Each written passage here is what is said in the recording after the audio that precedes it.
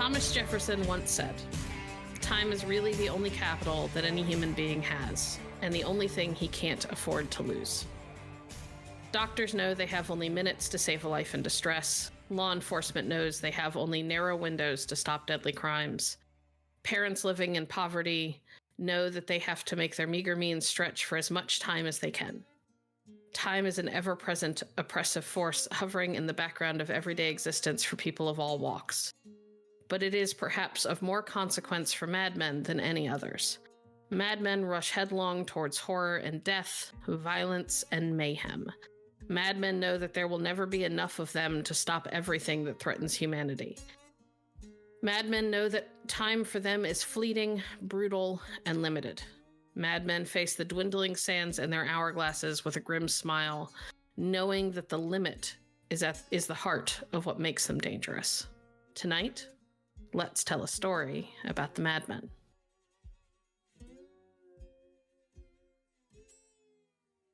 Good evening, hunters. Would you all please take a moment to introduce yourselves? Hi, my name's Elijah, and I'll be playing Zephyr, the entrepreneur. Hi, my name is Legacy, and I'll be playing Rosanna, the Inquisitive. Hi, my name is Zoetrooper, and I'll be playing Viktoria, the Underground. Hello, I'm Gary, and I'll be returning to play Jesse, a fellow hunter compatriot. And I'm Bloodied Porcelain, your storyteller for the evening. When we last left off, we were in Houston. There was we'll say, a significant event that ended in the abrupt closure of thousands of human lives. You all were confronted by someone from your past who, to vastly undersell it, fucked up your worlds for a bit. But you managed to learn some things from her taunting and her lessons, lectures.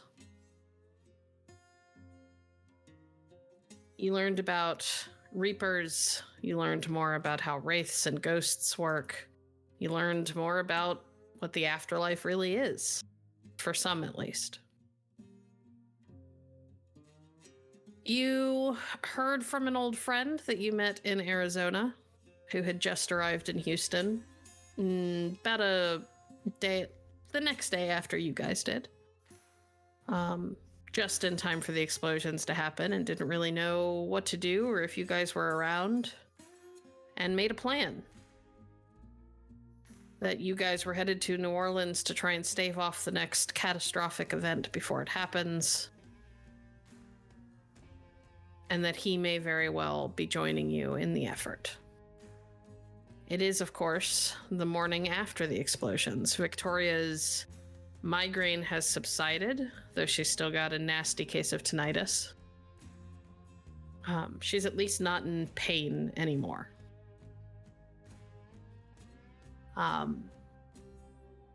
Gozer has seemed to figure out his place in the pack, which is that if Viktoria's not around, he's going to bully all of you for food. But to be fair, you brought that on yourselves. He has also discovered a love of spare ribs, so have fun with that anytime you order Chinese food. You all have woken up relatively early the next day because most of you weren't actually out late the day before. The only ones who were Rosanna and Arthur.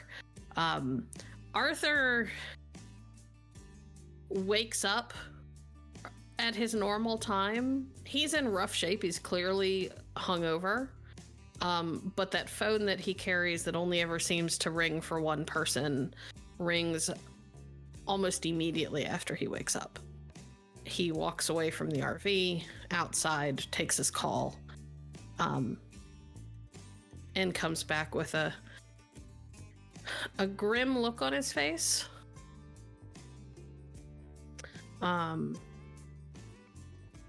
and seems eager to get on the road and headed for New Orleans. Doesn't really seem to want to talk about what the call was.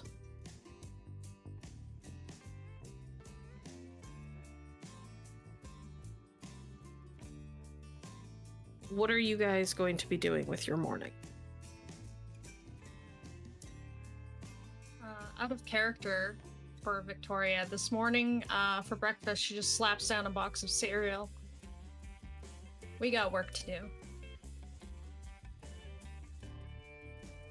Rosanna, I need you to look into these people called NEM, New Era Militia.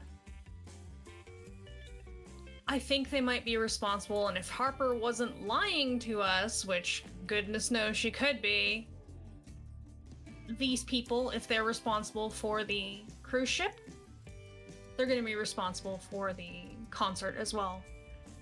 And Harper said that they left a trail. They let everyone know what they were doing, and we just need to find out what that trail is and where they plan on attacking next. Right. Yeah, give me like 2 seconds. By the way, are you guys cool if Jesse tags along?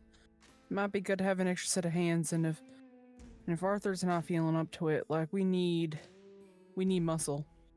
If he's still in town, by all means. I'll shoot him a text. And I immediately go to do that. I whip out my phone, go to text him. Remember, he takes for fucking ever to get back to us, and then I'm gonna call him. Excellent. Jesse, your phone rings. Yeah, wake up, having slept in my car from the night before. Just grab the phone blindly and then open it and just, hello, yeah, this is Rupert Van Wheeler, deputy reporter of the Golden Beagle. Yeah. Jesse, it's Rosanna. Oh, hey. If you want, you're good to tag along with us today. What are you? What condition is your truck in? Anytime I start, there's a 30% chance it won't start, and after I drive it for more than like an hour, there's a 60% chance that it'll stop at any given moment. I'm gonna send you a location. Just we'll attach your truck to the van, to the RV. Just ride with us today, okay? We don't have time for a breakdown on I-94, wherever the hell we are. Yep, sounds smart. Meet you there. Yep. And then once she'll hang up and then send him the location that they're in. Excellent. Jesse, you get the location, and as you are like waking up and like looking at your phone, figuring out where you need to go, you realize that she said I-94, which is nowhere near you at all. I-94 is like the northern part of the country. You're in the southern part of the country, and you should really be taking I-10, but you can address that later. You're suddenly like, who have I entrusted that I'm gonna get to New Orleans accurately to? I would go on the assumption that it's I-10, but if I get there, no one's there, I might be calling me and going, am I supposed to be somewhere very far north right now? Excellent. Okay. After your phone call to Jesse, Rosanna, is there anything that you were going to do? Or are you guys just going to go meet him somewhere? I mean, she gave him the location of the firehouse. They're not going to be there anymore, so, but she's immediately going to lock her. She's going to do her tried and true, go into her bunk, throw her blankets over her face, and she's gonna start researching every little thing she can about Nem. Okay, excellent. Who's driving? Either me or Zephyr. I have no I mean, dots in we drive. can say that Arthur is driving if you would like. Sure. Okay, cool. So Arthur will take over driving. Viktoria, you go to take Gozer out for his morning ritual. And when you step out onto the front stoop, which is not the same place that Arthur went when he answered his call, he went out one of the back doors. There is a basket on the front step. And it is wrapped up in cellophane with a big black and silvery glittery bow on the top. Okay, given my suspicious nature, I am immediately expecting it to be either something that's going to explode when I touch it, but I will try to push that down and I will inspect it cautiously. Well, it's wrapped in cellophane, which is clear, so you can see what's in it. You can also smell what's in it. It's muffins, like freshly baked from a local bakery muffins. And there is a little card attached to the bow. He's being sweet. I'll read the card. I assume it's from Dietrich. It is. Can't wait to see you. And then it's just signed DD. Yeah, I'll bring it in once Gozer's done, and there's that guilt in my stomach. Like, because I know Dietrich's in New Orleans, and New Orleans is about to have something like brought on it, and I need to call him and give him a heads up. But for now, there's muffins. We just gotta sort what we're doing out, and then I'll deal with that. Excellent. Okay. Zephyr, anything that you want to do in the morning? You have to roll for haunted, correct? Because it's a new morning. You do. Yeah. You and Rosanna both need to roll. Okay. Thank you for remembering and being honest with me about it. Mm-hmm. I totally forgot, so thank you for remembering. Me too. So, in the face of all of my sound problems. Just one. Oh dear. Ooh. Oh dear. Are we allowed to re-roll these or no? Nope, these are not rerollable. Nice. Okay. Rosanna, you had horrible nightmares the night before. You dreamed of watching that cheap-ass $2 movie and eating strawberry creams with Jillian, and then these huge, heavy-looking, ghostly, spectral chains shooting up from under the bed in the old safe house and wrapping around her and then hauling her screaming down through the bed, and there was nothing that you could do to stop it. You had dreams about the same thing happening to Viktoria and Zephyr and Arthur.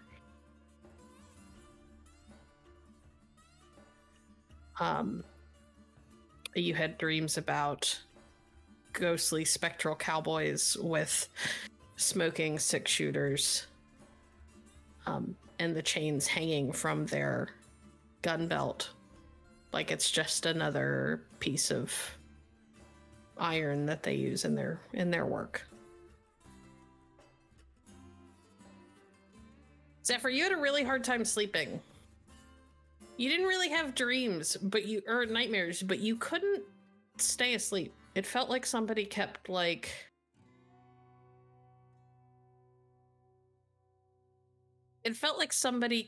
touching you, and you would snap awake and there wouldn't be anybody there.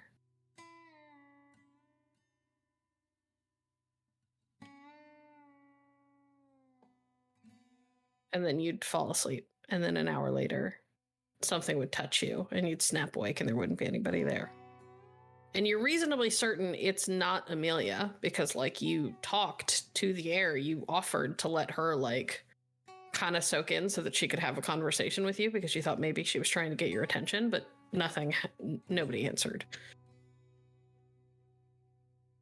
And there is a heavy feeling of dread in the pit of your stomach when you finally give up the ghost and wake up in the morning.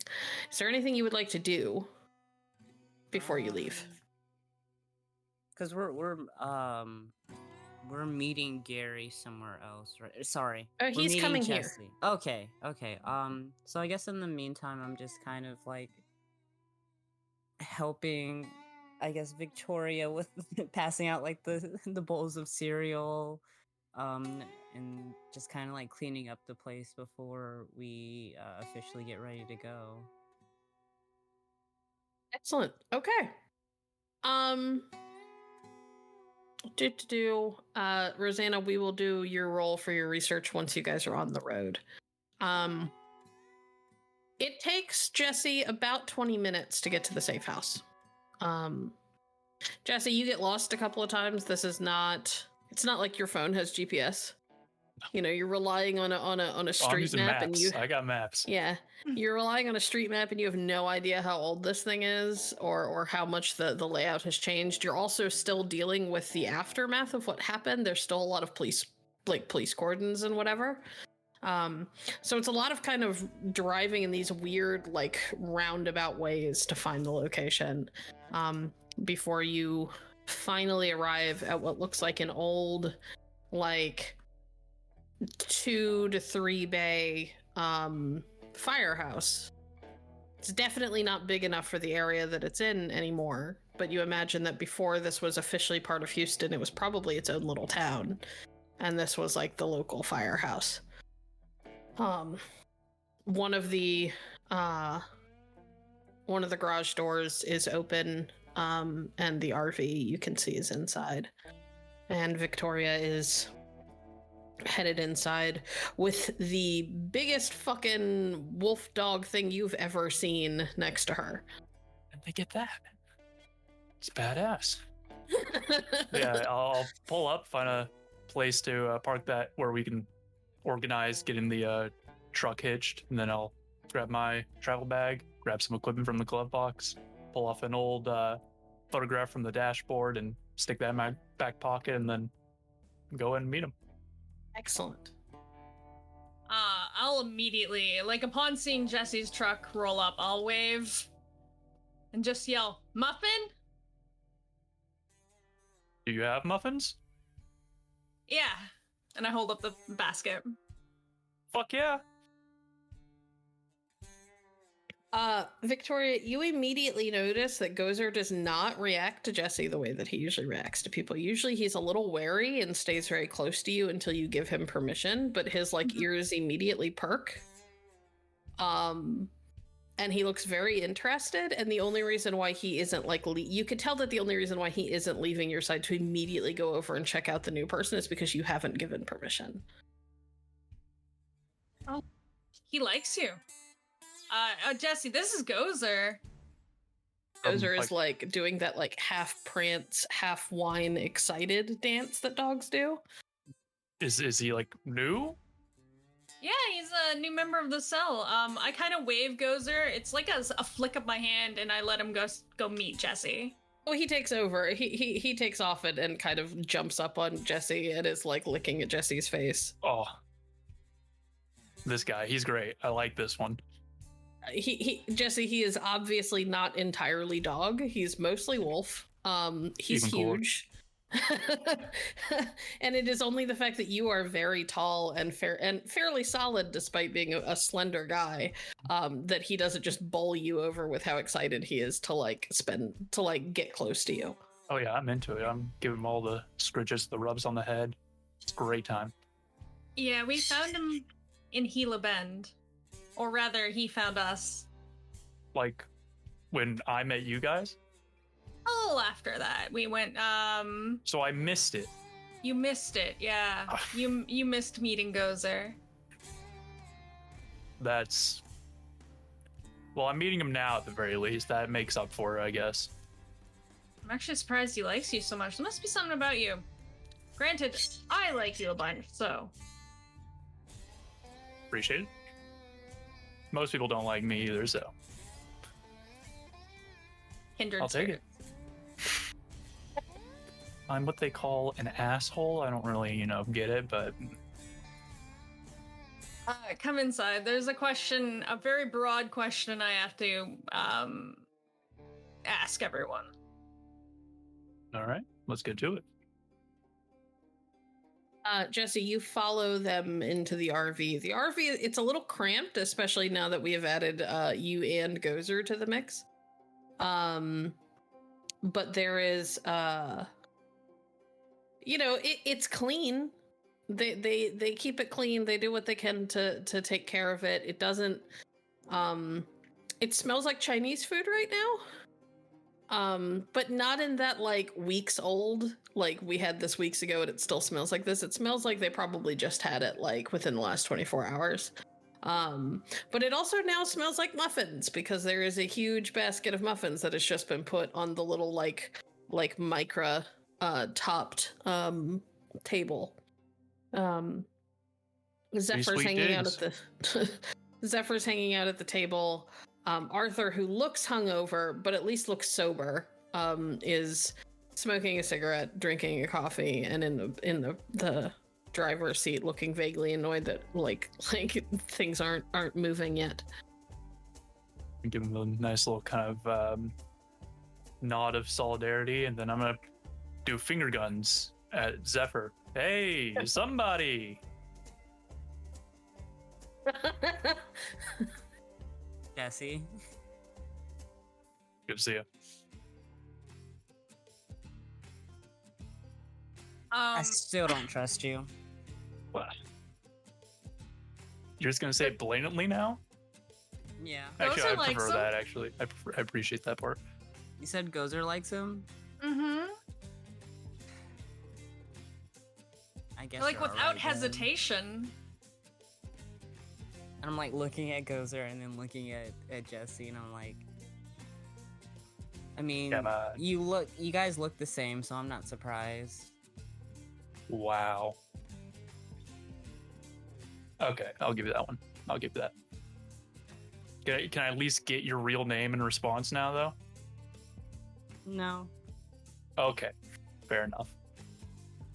Still somebody. Still somebody. It's at this point that I close the RV and I say in hushed tones because, like, I'm still worried about someone listening in on us. But I go, one of the contacts I got a hold of yesterday was a man named Joseph.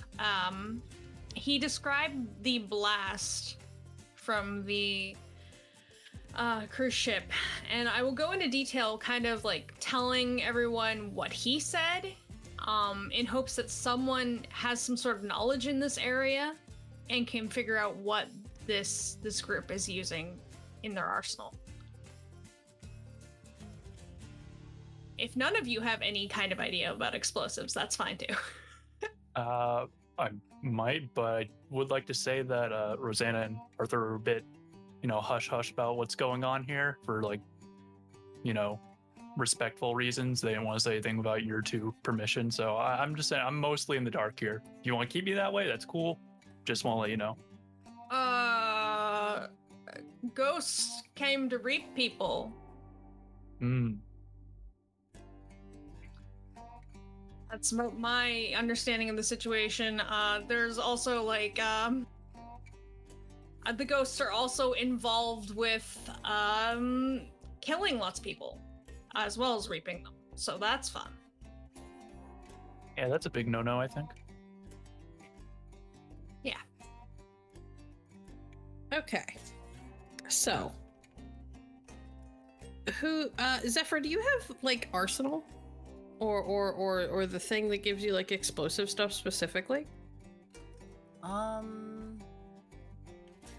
do have improvised gear and ordnance, but no arsenal. You have ordnance. Yeah, ordnance. Yeah, okay. So I'll let you make a roll. Let me pull up your sheet. Because for whatever reason, yours is like the one sheet that's not already open. Couldn't tell you why.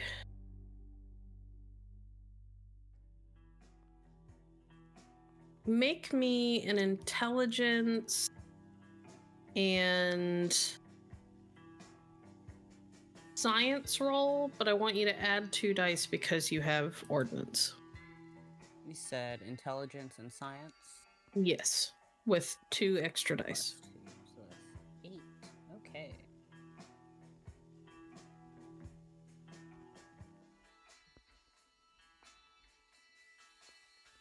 Uh, 3. Would you like to use any willpower? Yeah. Let's see. Oh, that's better. 5. Okay.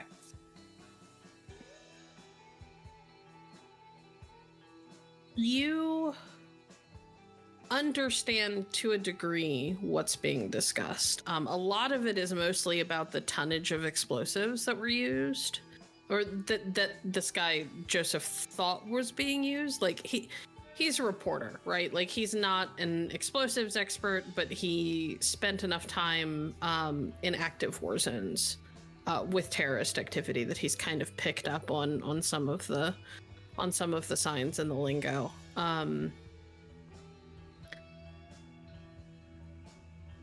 Whoever these people are, this was incredibly well thought out, probably very well funded, and would have taken time to put together, which kind of matches up with the timeline that you guys have gotten from Max. Max has said that he's been dead for about 2 months and that he thinks all of this started even before he died. So you know that it probably would have taken at least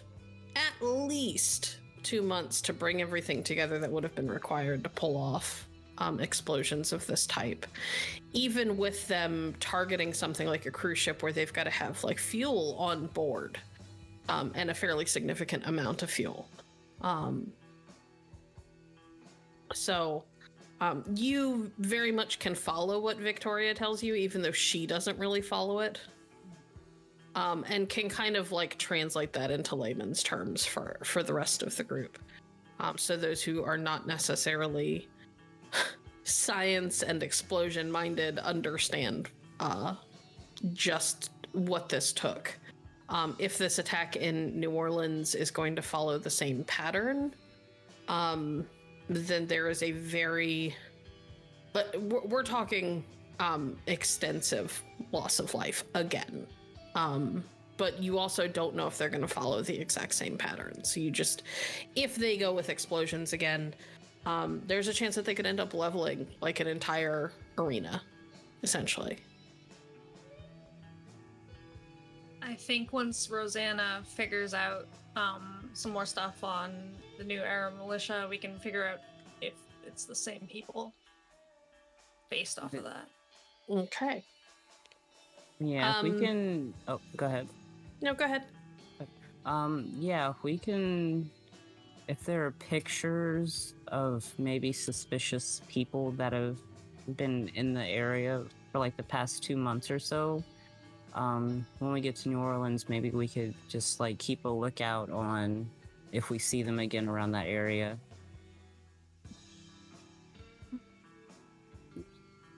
I can try and make some phone calls to see if I can get video footage from around the cruise ship before we leave, but I don't think we have a whole lot of time at this point. I know some people. I can make some calls as well. Really? Okay, yeah, that'll free that up. Okay.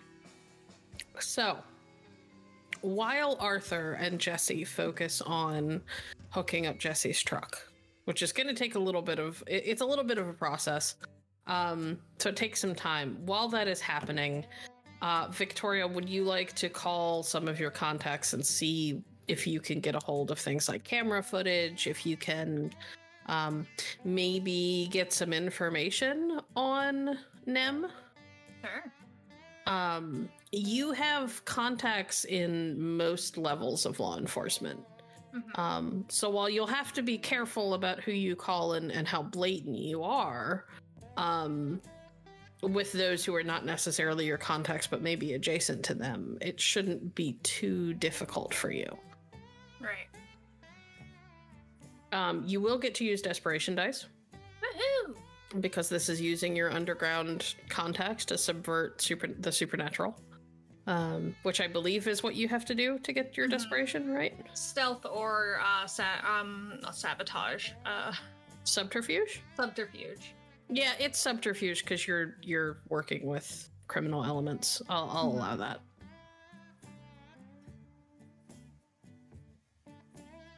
So what dice roll are we looking at? Let's do wits and subterfuge. This is mostly because you are kind of talking around the people that you need that are kind of between you and your contacts. If you can get to your contacts, you'll get what you need. Does that make sense? Oh my goodness. Oh dear. Overreach or despair? We can't overreach anymore because we're at 5, right? Oh no, you're not. You're at 3 now. Okay. I've yet to despair. So let's try that. Okay, you can despair. You can willpower normal dice. I don't know why it doesn't allow you to. If you would like to willpower, you can. Otherwise, you have 4 successes. I'm going to reroll 3. Just, yeah. Cool. For 2 more successes. Excellent.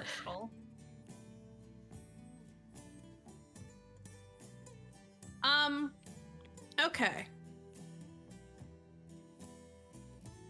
It takes a little bit of maneuvering. Everybody's really busy because of what's happened. And because of the fact that this looks like a terrorist attack, there's a little bit more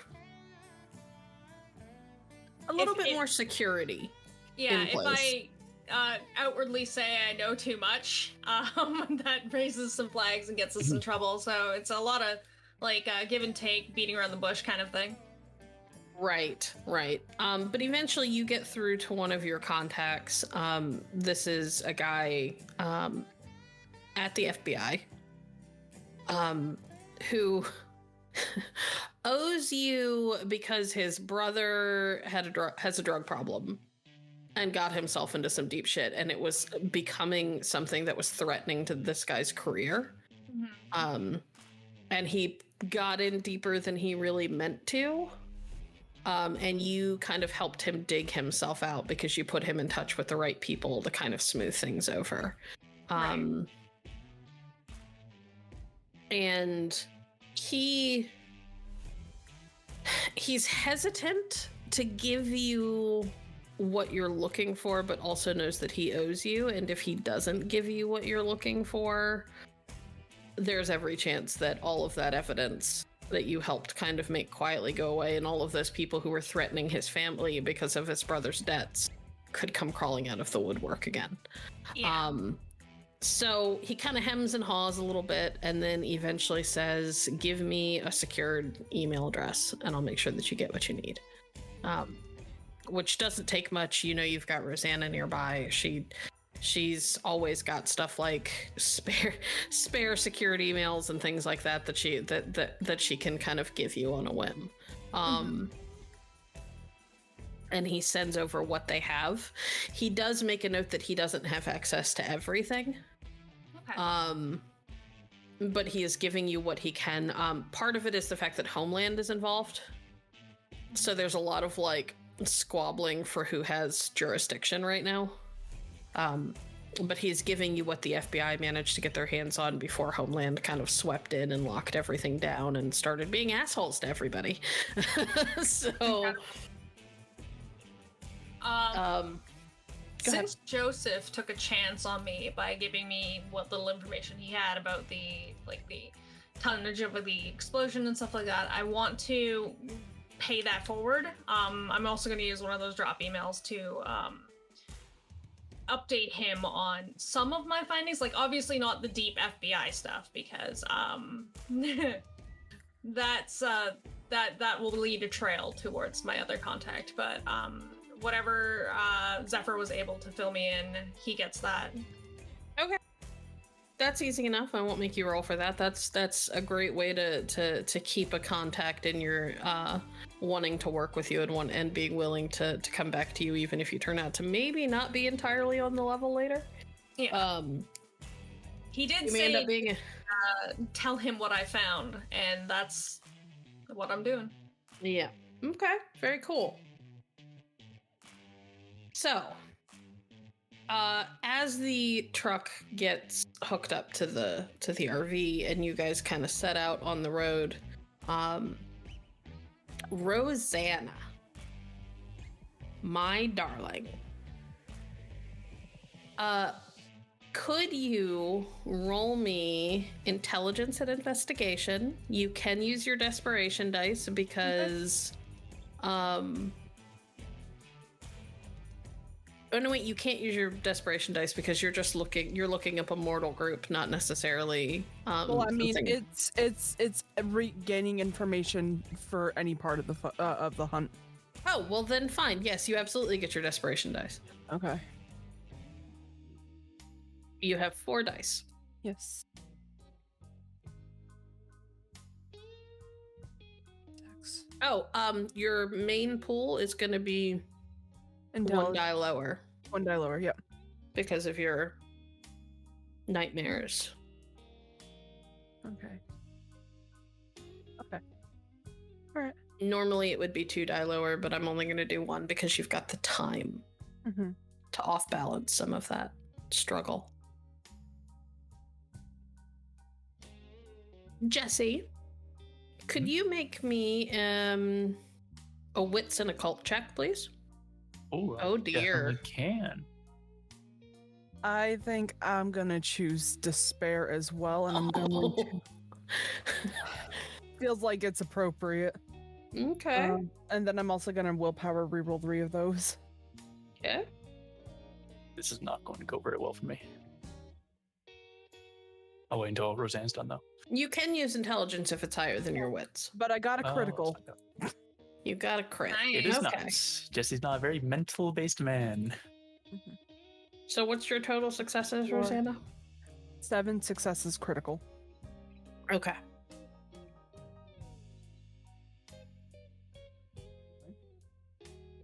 I have 1 success. Well, that's better than nothing. Okay. Jesse, you know what ghosts are. I do You know know what wraiths are. You're not sure you've ever encountered a Reaper. You're not sure you would know if you had. You have fought a handful of ghosts. You've dealt with a handful of hauntings over the years. You know that they tend to present unique challenges because most normal old physical attacks don't do anything to them. There's always an issue because my job was to point and shoot, so... Right. But thankfully you are a trained hunter. And you do know that in the past couple of years you've gotten better at like honing your, we'll say willpower for lack of a better term, into allowing you to focus on hitting things that wouldn't normally be something that you could impact physically. So while it takes a little bit more concentration, a little bit more time, a little bit more effort, you are reasonably certain that you can handle it. Where you really shine is dealing with the bodies that they occasionally possess. Oh, yeah. And you do know that if you can force them out of the body, you can save the life of the human that they've taken over. Sometimes it's not an option, but you do what you can. Do you have any ideas on methods on how I would go about forcing a ghost to have a body? It's anything from like exorcisms to somebody with like raw faith, like Arthur, can sometimes force them out of a body with just an attack. There are like rituals in different types of like witchcraft and magic that can do it. So you may be with people who can help with that part of it. Your job mostly may actually just be like handling the body and keeping it from hurting anyone or hurting itself in the process. Sometimes if you just lock down the body so it can't do anything, the ghost will jump ship because it can't do what it needs to do. So it's really kind of all about how you guys decide to go about things as to what exactly your role is going to be. If it is to disable or simply to kick some ass. Okay. Alrighty. Let's see.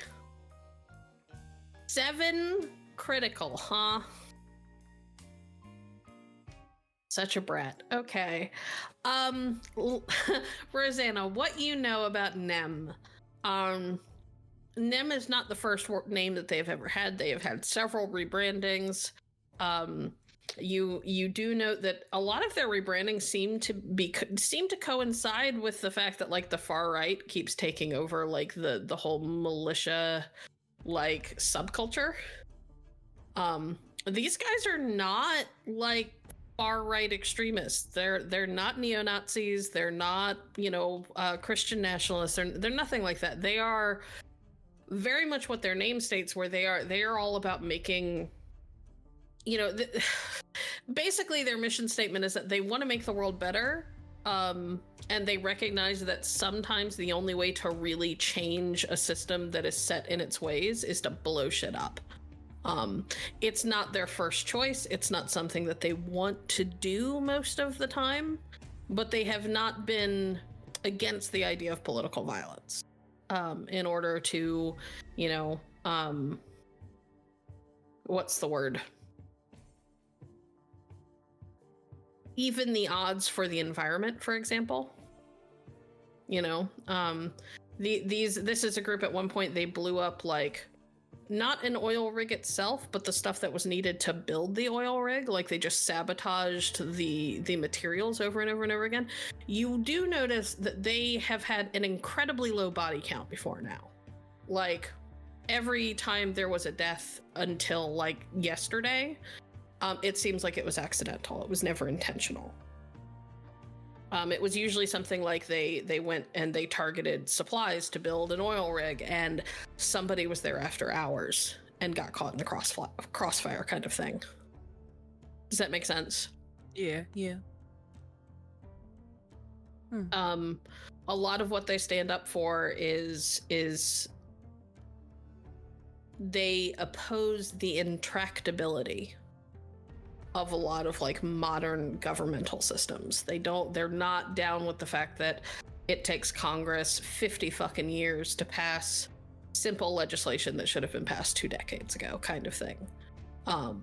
They're very much all about trying to save the environment, and are willing to get destructive to stop the things that they think are going to cause significant harm to the environment, like oil rigs, like fracking, operations, that sort of thing. But this is the first time that they have ever been involved in something of this magnitude. You do catch some chatter on the dark web that people are talking about them potentially being involved, but that like everybody's really confused. This does not seem like their bag. Like going after thousands of innocent people is not normal for them. Just reciting something we heard last session, they claimed responsibility for this, right? Yeah. Supposedly. Okay. It's one of those things that like a lot of groups have posted and claimed responsibility. It's really hard to verify that those groups are always who they say they are. You know what I mean? It is not unheard of, and Rosanna would know this. It is not unheard of for one group to post that another group is responsible in order to basically put that group under a microscope, sort of thing. It is not uncommon for people who don't know what the fuck they're talking about to get online and say some shit that isn't true. People lying on the internet and spreading misinformation. Crazy. Blasphemous. But the main reason, Viktoria, why you guys kind of stumbled onto the idea of Nem being involved is actually because Harper is like a known member. It was less that there was supposedly, them claiming responsibility, and more that, you were able to identify Harper as an active member.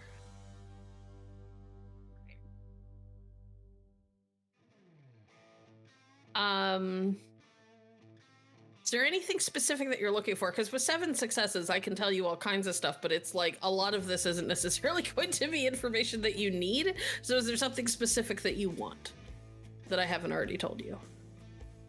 You can ask questions and dive deeper, and I will allow you to do that. Yeah, sure. I want to know if any of my connections have any sightings of Nem. I guess, can I also poll on the information, just kind of going into it to see what concerts are going on in New Orleans tonight? Yeah, so the New Orleans concerts are really easy. That doesn't require a roll. There's several, but the really, really big one is that there is this, like...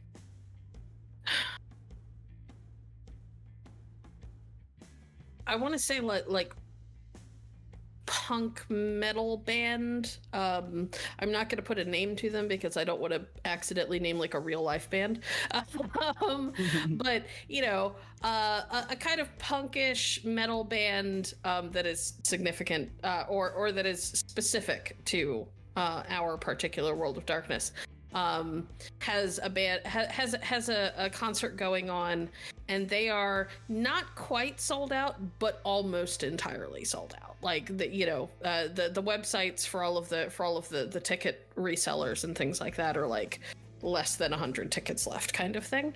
And this is in an arena with seating for well over 1,000, probably even more than that. Okay. Sure. And then I guess kind of going back down to the rabbit hole a little bit. I want to find out. So, obviously they deal with explosives. Mm-hmm. Are there any like big I guess violent political polls that they've made? Like, and maybe a member of them running for like Congress, any names, any known names that I can get? Oh, you can get like names of active members. Like that's not a problem. You can get names of old members. You can't find a whole lot of specific information on each person. But like a name and a photo is really easy, and somebody like Viktoria may be able to help offset like the lack of information that's on these people. You can tell that they have actively worked to stay off the dark web's radar as much as possible. Probably because of some of the shady shit that they're up to. They're like, we don't want any more of our information than we absolutely have to have online be online. But you can find like names and pictures, like very, very basic information. There is a general consensus among most of your peeps on the dark web, though, that like the government is more likely to have more information than they do. You could, in theory, get a contact to like hack into like government servers to try to find things, but would one, take time, two, take money, and three, would not be guaranteed because the NSA is involved right now. And anyone trying to breach that kind of security is going to run into some pretty major pushback. Right. Yeah, I mean, she's gonna know all this down in her notebook. And the last thing I think I'm gonna have her do is I want her to check her email. Okay. There is nothing from Peter to your last email, if that's what you're looking for. You also know that there are no emails or messages from the people that kind of dropped off the face of the earth. That doesn't necessarily mean anything, because there are some people who kind of come and go for days at a time. It's also only been like less than 48 hours since last time you checked in. And with everything going on in the world, who knows where these people are? They may have gone to ground for a bit. You're not sure. Mm-hmm. All right. Well, then, I am going to take the blanket, which is thrown over my head, wrapped around me, and my notebook, and I'm gonna make my way out very, very slowly, with that look of dread that, again, they might know a little bit too well. Are you okay? I don't want to talk. I have the information, so So it's not a red herring?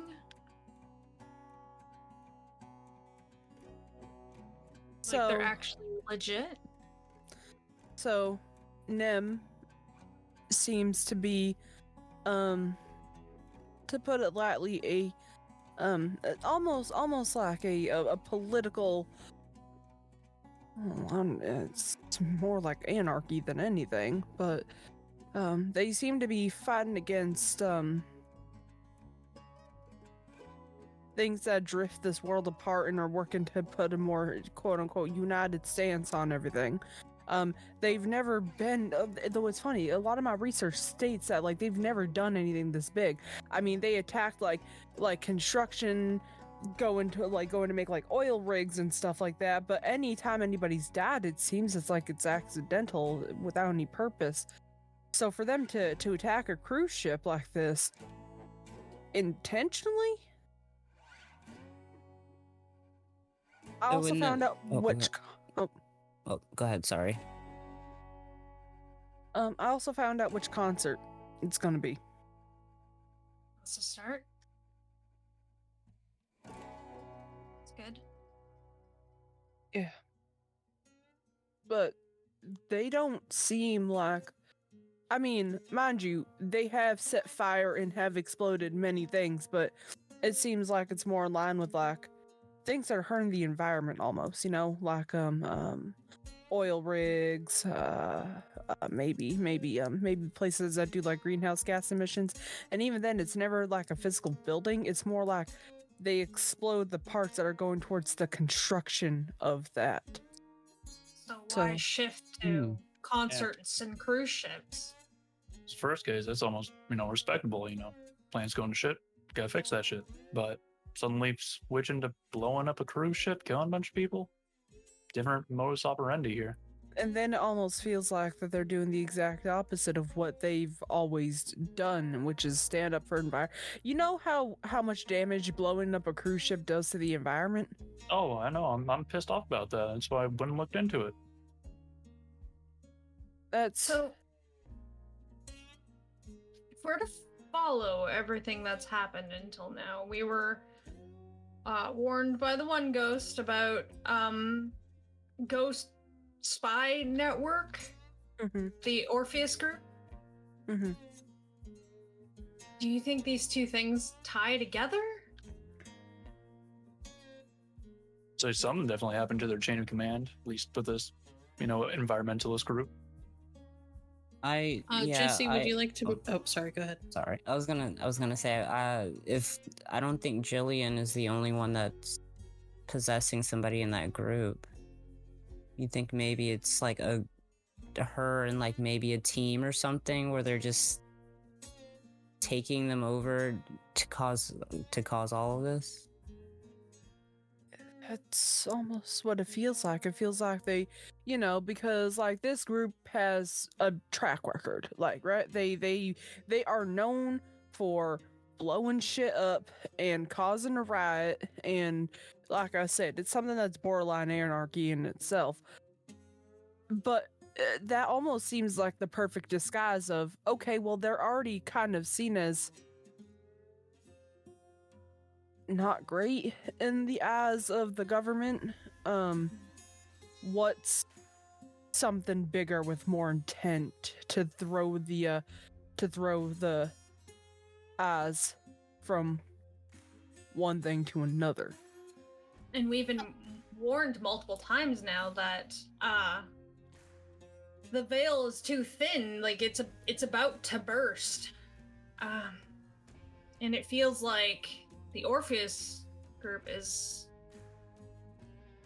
orchestrating that somehow. Whoever they are, I do not think that their intentions are good whatsoever. Jesse, would you like to see how much you know about Orpheus? Sure. What should I roll for that? You should roll. We're gonna go with intelligence and you could do streetwise or occult. Over just as good. This is Not your strong suit. I Rolling one understand. die here. Oh no. Good luck. Alternatively, I could call some people who might know more. You could do Ooh. that if you would like to. I can call my boss, I guess you could say. Yeah, well, you can call one of your old like hunter people.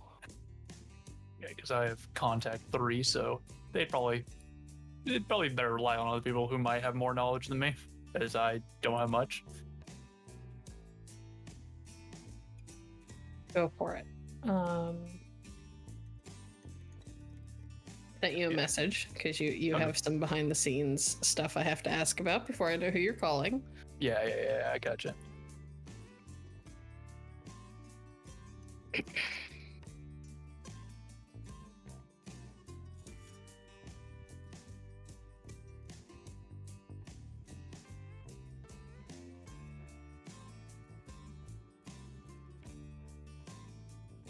Okay, that's cool.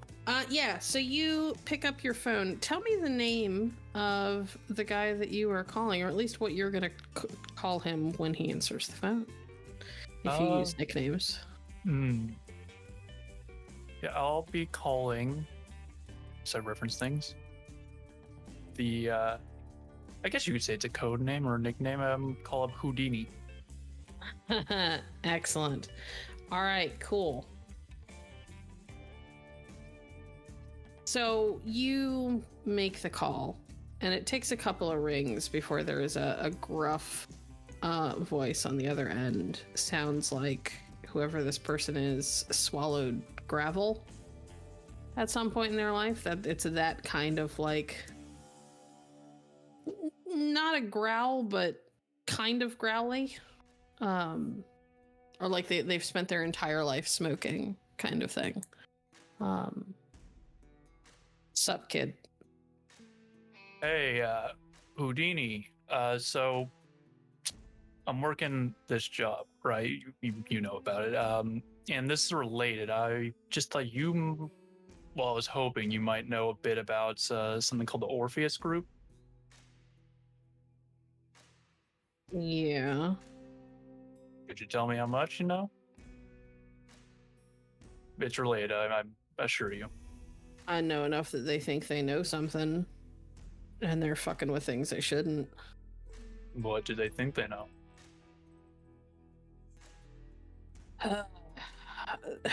These assholes are dealing with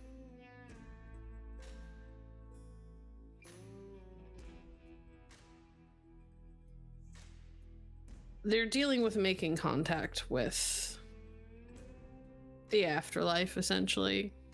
Ghosts. Using them like tools instead of what used to be people. Right. Using it to gather information, find leverage.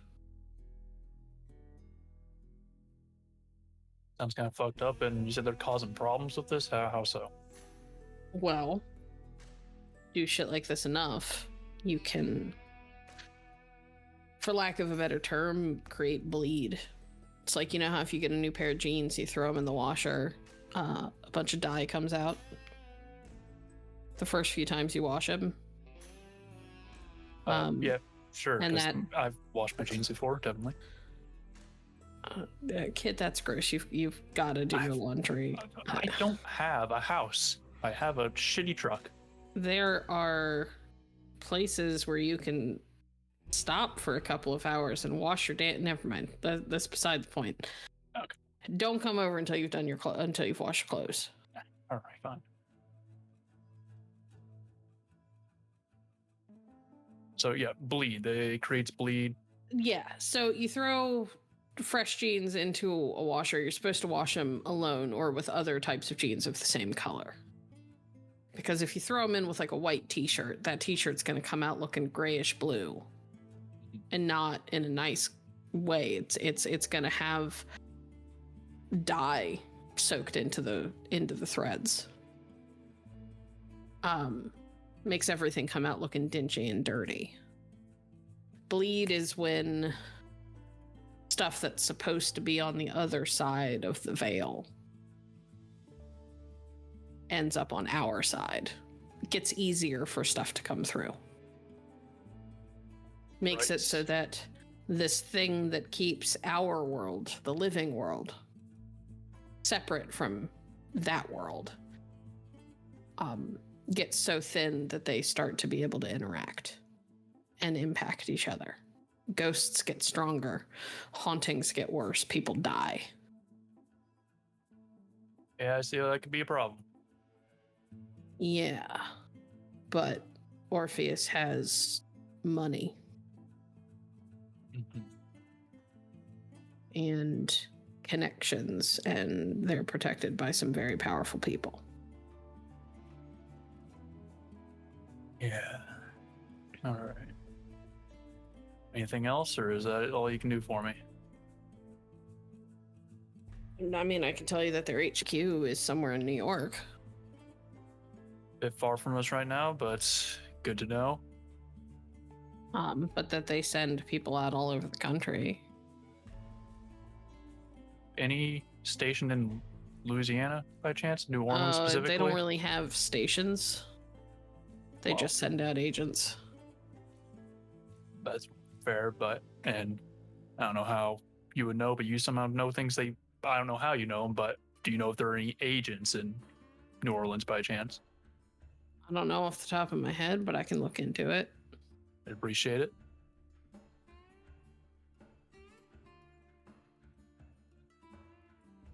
Listen, I don't know how this is tied up in the job that you were doing, but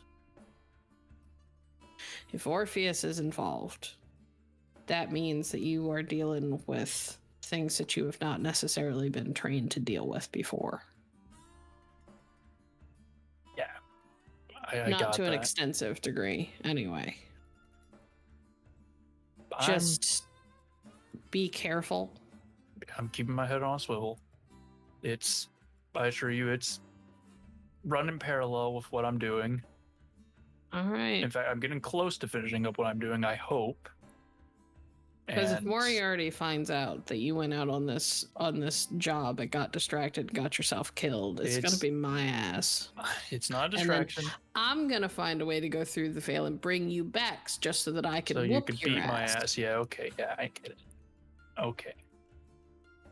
I'm not gonna fuck this up, all right? I promise. See that you don't. Yeah. Thanks, Houdini. Yeah. Then click. He hangs up. So yeah, he knew a lot about the Orpheus group, or at least way more than I do. Okay. Yeah, we know a little bit. What did you just find out? What do you guys know so that I don't end up repeating anything? Oh gosh, bunch of idiots researching ghosts, using them essentially as a spy network. And they are causing a lot of problems and thinning the veil. Yeah, similar things. I also was told that a lot of what they're doing is they're like trying to mess around with the afterlife, learn its secrets, learn what's going on the other side, and because of that, because of like the way they go about it, it's causing bleed. That's what he said. It's thinning the veil, and because of that, more wraiths, more ghosts, more hauntings are getting through, and it's causing a lot of issues. He also told me that their headquarters are in New York, so if you guys want to make a detour after that, go for it. I asked if they have any agents in New Orleans. He might get back to me on that one. He might not. I don't know.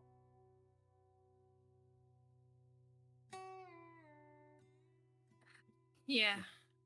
Sounds like we're on the right track then. How Nem got wrapped up with the Orpheus group, don't know, but it does seem as though they're just like one big unit now, causing mayhem. That's what I'm feeling. Suddenly swapping sides from doing something that it's arguably really good, it's a good thing, you know, Earth's going to shit, we gotta fix it, like I said, to suddenly, yeah, let's blow a bunch of people, kill them, who cares? I get the sense that Orpheus or someone related to them kind of did a little bit of a merger there somehow. Yeah, I was also told they're powerful, rich, got a lot of friends in high places and probably low places. So, yeah.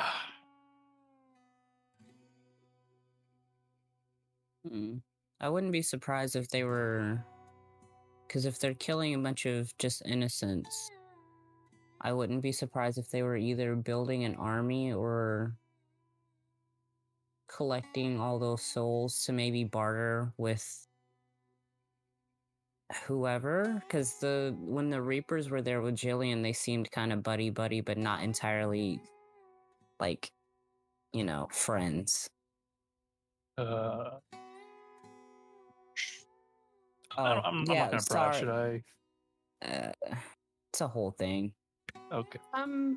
So just to remind folks, when Jillian showed up and the Reapers were there, it was pretty clear from how they interacted and how they spoke to each other that they were working together, but not because they worked for the same person.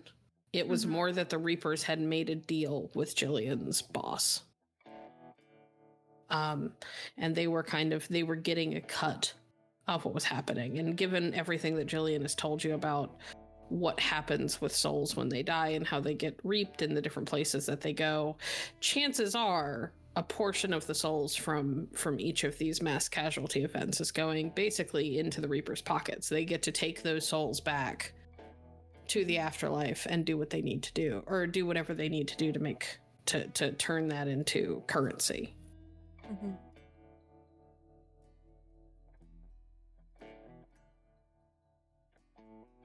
You guys mentioned something about a concert, right? Well, yeah, mentioned I knew, but you know what concert is happening, what the venue is?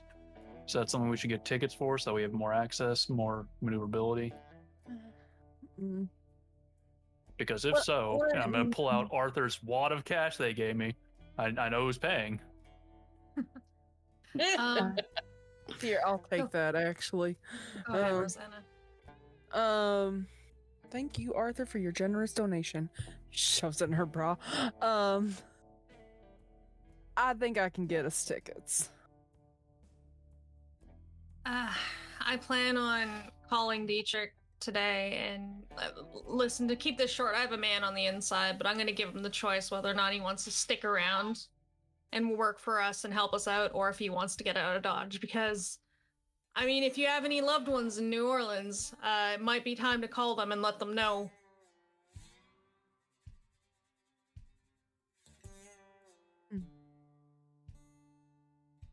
My family hates me, so, and they're still in California, so. Yeah, my family's in Tennessee, so. Okay. But yeah, if he does stick around and if he does decide to help, I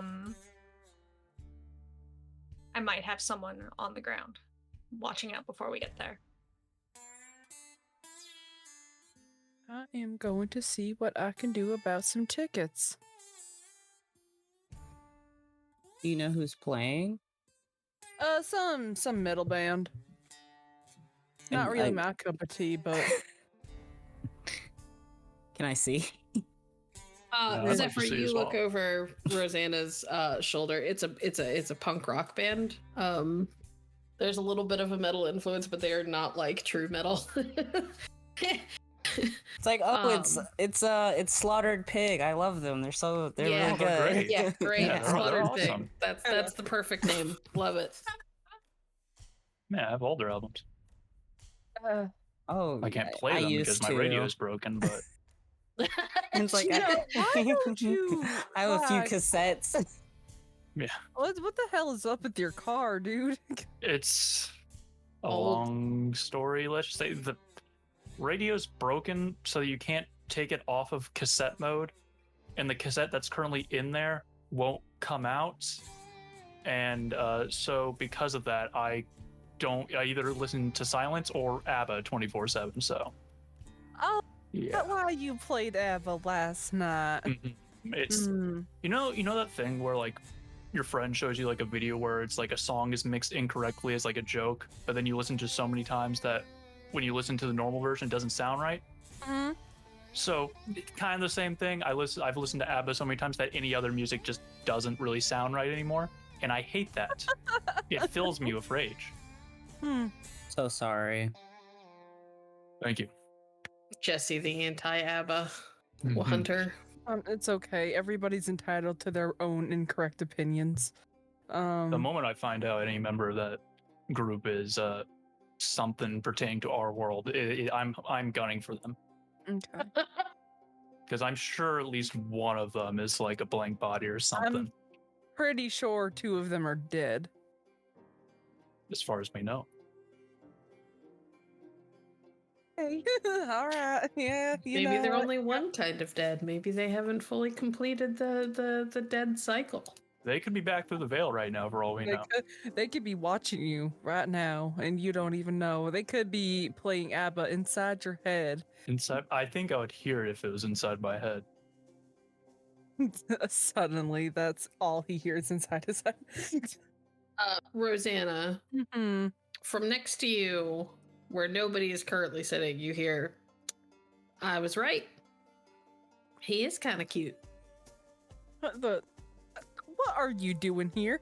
And she says that out loud for everybody to hear. And We're she- on the You road. invited Where me? else would I be? Oh my god. Yeah, you know what? Sorry, hold on. I'm just talking to the invisible people. Anyway. Yeah, I waved my hand at Jesse, like, don't worry about it. Don't Like, worry about. Okay. It's just our Ellen, you resident saw it. ghost. Oh, Yeah, you're- no. Isn't that the main issue we're having right now? See, I We're see having a dead lot of people. issues. Well, aren't we all? Yeah, well, this one was one of the ones from the explosion. I managed to pull her in, and I don't know. She's sassy. She kind of reminds me of somebody that I knew. Well, just admit you're in love with me. It's fine. They can handle it. Is that what you're calling it? Mhm. You know, I think I like you as an acquaintance. I don't think I'm cut out for the whole in love thing. I only get half of this conversation, but I just go, did you just friend zone a ghost? That's what I was wondering. That's getting clipped. Listen. I'm not saying that maybe if she was, more alive or like, whatever. I'm not here to Oh, so you're a racist. I get it. Oh, is that what you're calling me now? Jesus, Mary and Joseph. Have you guys gotten used to this yet? It's hard. I'm not gonna lie. Okay.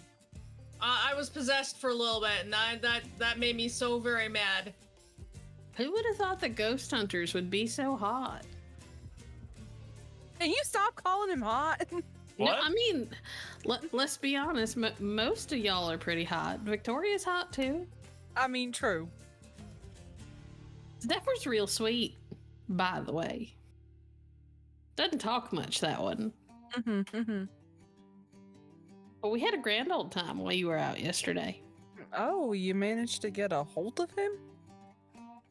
Oh, he let me tag along. Is that so? And then she's gonna look directly at Zephyr and sip her tea. What? Heard you hung out with my friend last night. Yeah, we just hung out. It was easier talking that way than trying to use grains of rice to communicate. Oh, I mean, yeah, true. Listen, not everybody's gonna have it as easy as I am talking to you, so... But I can communicate, whatever. And then she looks at Jesse. Yeah, by the way, she says you're hot. So, that's what she wanted me to tell you. Anyway, so... Thank you. Yeah, person? it's... Jesus, at least use my name. Her name is, Amelia. Thank you, Amelia, the dead person. You're welcome. She says you're welcome. Great. Yeah, it's okay. So it is a bit much. I understand, but apparently I've got some sort of gift, and I can just talk to dead people. Well, ghosts. I guess Speaking also of- dead people. They made a movie about this. Which one? Yeah. The one with the bald guy. No, you're gonna say the know one the with names. Patrick Swayze. I was gonna. Oh wait, no, that's Dirty Dancing. I think No, that's Ghost. that is Ghost. Okay, I have my movies He's correct. talking about The Sixth Sense, I think. Oh, The Sixth Sense. Yeah, that one. Are you sure Mm. you're not dead? Nah, I've been in her head. She just doesn't have a whole lot of pop culture references up there. Oh, I'm sorry that I spend most of my time hidden from the outside world. But It's all conspiracy theories and the Catholic Church. I couldn't tell you why, but I just start pinching the bridge of my nose. do not talk about them ungodly creatures in this house. Hey, Rosanna. This is gonna sound like a weird question. I didn't know how to ask Zephyr about this yesterday because he was real upset. His bag is glowing.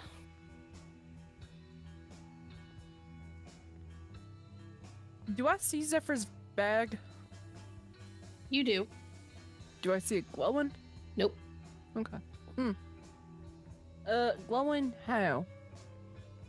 And just glowing. Looks like a real strong kind of glow in the dark effect. Maybe. I don't know. It's weird because for me things don't look necessarily like they used to when I was alive. Like there's a lot less color over here. So when something is all lit up, it's real obvious.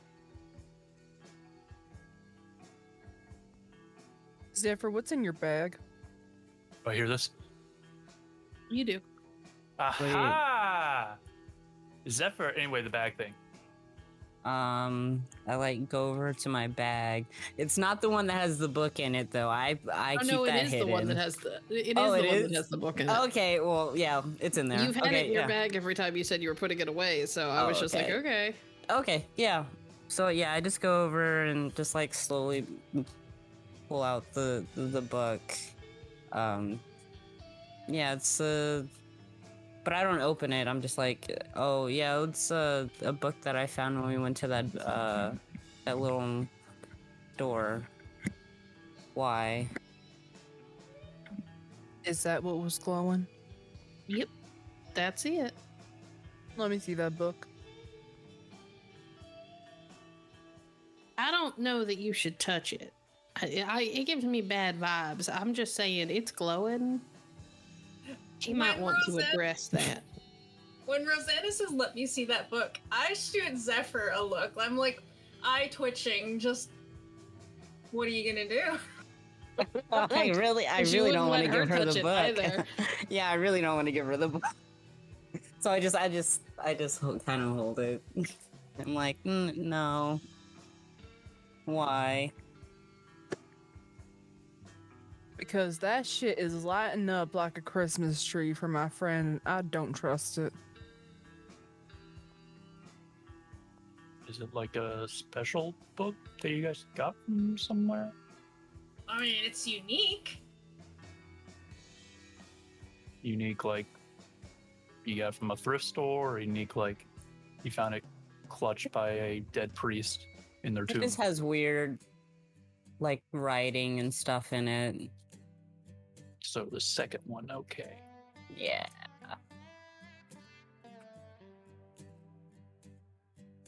And it's lighting up the ghost radar, I guess. So You any good at ciphers, Jesse?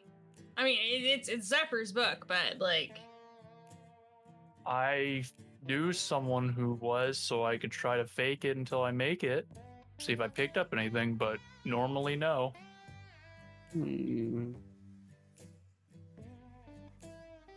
I'm still holding it, but I like kind of open a few pages, none of like the really gruesome ones, but and then I show it, and I'm just like, yeah, this. I've been like trying to figure out what some of this stuff says. It looks like it's some sort of, yeah, a cipher or a code or maybe a puzzle. Can your I don't know, can your ghost friend read it? Maybe it's like only certain things can read it. I can't read it. It's all lit up.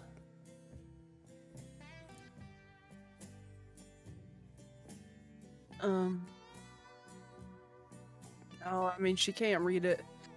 I would try to read the ciphers for you, but I'm not gonna lie. Things that glow like that, I've seen movies. I've seen enough movies, Amelia, to know that things that glow weird like that, probably you should not be touching.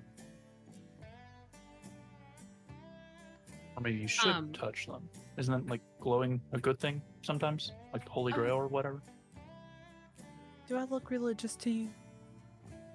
Oh, but you are, though, sorta. Weirdly. You have a complicated relationship with God. We're gonna have to talk about that at some point. I think you're reading a little bit to the incorrect direction about my relationship. direction is that you need some therapy. Welcome to 2022, sweetheart. We all need therapy. That's true. I need it. He needs it. He needs it. She needs it. He needs it up there. And God, even the ghosts need it. Speaking of things, like, I don't even know how to segue into this conversation, but if the Orpheus group has decided to choose this location based off of Thinned Shroud, which I have a hunch, I'm probably going to try and close it. Are you sure that is safe? Do you remember what happened the last time? Like you specifically, not like the cell, royal you? Me specifically, I found a way to like open up to the other side and then close it. I'm not great at it, but if that's their goal, and if we screw up, I'm going to have to close it.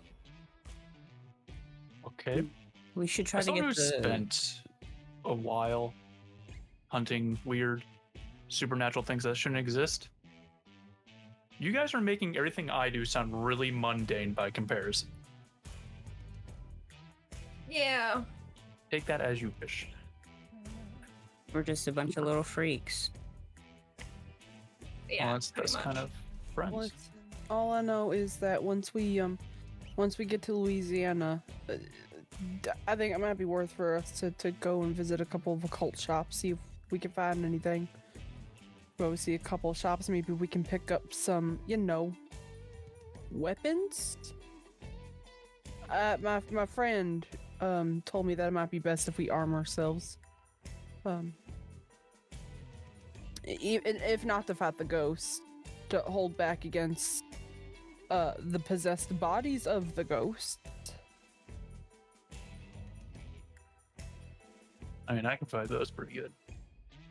Yeah, well, listen, I don't know if you look at how we're all built, it ain't to fight, that's for certain. I mean, I think Gozer is the most capable fighter amongst us, and I look at the dog who's probably, like, just licking himself.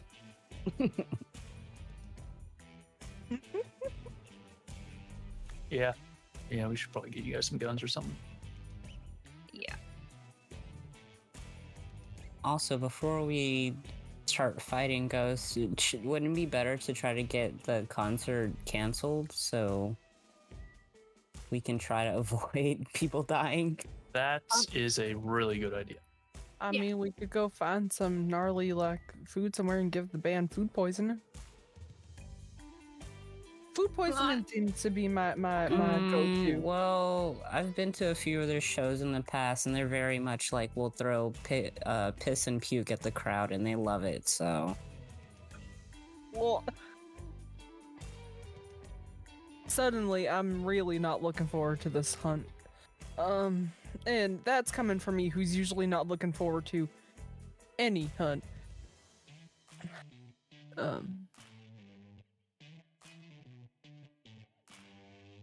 I mean, we What could if we probably just flood we the could venue? probably.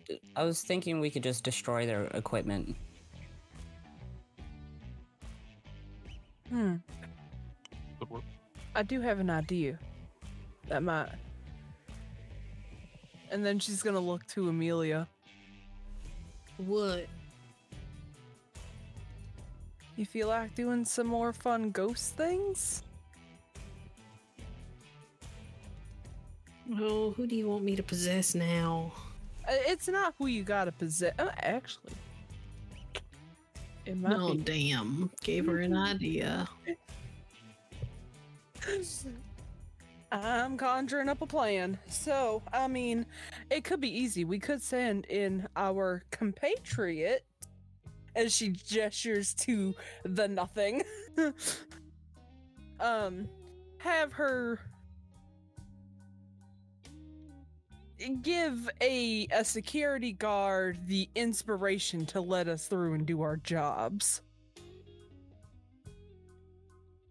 We destroy some equipment. They got no choice but to call off the show because you can't play without any instruments. Some people shouldn't play even if they have instruments, but you know. Music is subjective. Also, fuck up the breaker. No power. Change those Here's- speakers, even if they get it backup equipment. Yeah. Here's the thing. I kind of want to use the equipment so I can close the veil easier.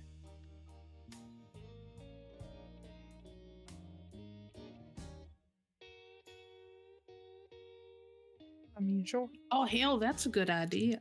Mm.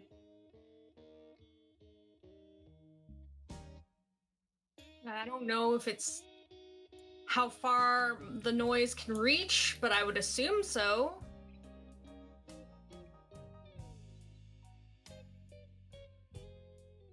Yeah. I mean, Is there another Yeah. way we could think of closing the venue down then? I can only think about like getting the band tied up in traffic or sending them to the wrong venue. Or tipping off the authorities. yeah. Oh yeah. You could hear that? Oh, sorry. Oops. That was Elijah, not Zephyr. Elijah Yeah. was like, oh, yeah, that's yeah, always a that's a thought. good idea. Do that. Amelia said that maybe we could try to tip off the authorities. I mean, that's not a bad idea. I was thinking about it myself, but from what Harper said, apparently the cruise ship got plenty of warning, which I still have yet to see any kind of like notification that like, hey, social media, we were gonna wreck a cruise ship today. I'm gonna go on my phone to that group chat, Hmm. and I'm just gonna put a post out. If anybody sees any information on where Nem is going to be tonight, I'm willing to pay. Ooh, okay. Let's make this a charisma investigation check, Okay. which is an odd combo, I know, but you are asking Yeah. people to do stuff for you. Can I get any bonuses because of my fame? Your fame. Let me look at your sheet. Let me look. It is people in the know. That's who I'm reaching out to because they're all a bunch of fucking weirdos. But didn't you decide that people in the know are people who are involved in like conspiracies and big stuff with like the church and whatever, not necessarily terrorist organizations? Oh, we just had said that it was people in the know. We didn't really go into too much detail about what that was, but I assumed that it was like supernatural stuff because that's kind of what you were into. Yeah, all right. That's fair. Okay, so, yeah. And you're still in despair, so. That is fine, but it's okay, because my redemption is I gotta learn something new, so let's go. Let's give it a shot, see if you can learn something new. All right, you said it was... Charisma and investigation. All right.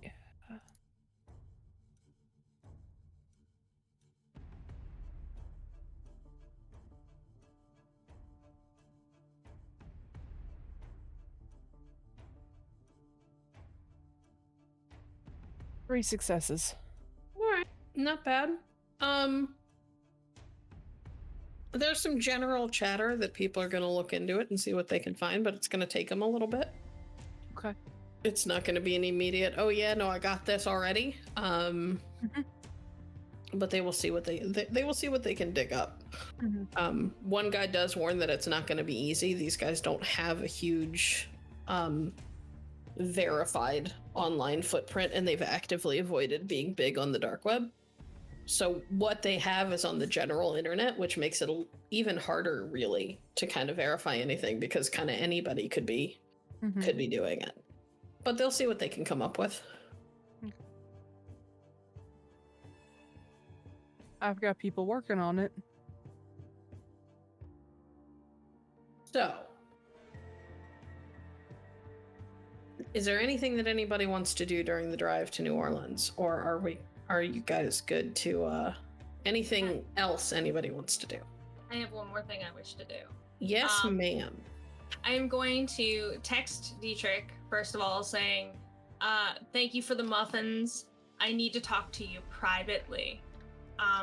Before I get to New Orleans, we're on the way. I'm free whenever. Just let me know to expect you. Yes. I'm actually going to give him a number for one of my burner phones. Yep. And I'm hoping that he will also get the clue from the talking privately to also contact me with a burner phone. Yeah. It takes him a little bit, but about 20 minutes later, you get a call on that burner phone from a number you do not recognize. I'll pick it up. What's up? Well, we've discovered some things, and who would have guessed I'm out here stopping people from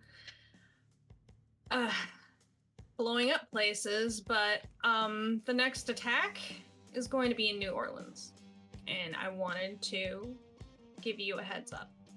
Jesus Christ, what have you gotten wrapped up in? You were always connected to some shady shit, but this is big. It is crazier than I'm even making it sound, and I don't have time to really explain it to you.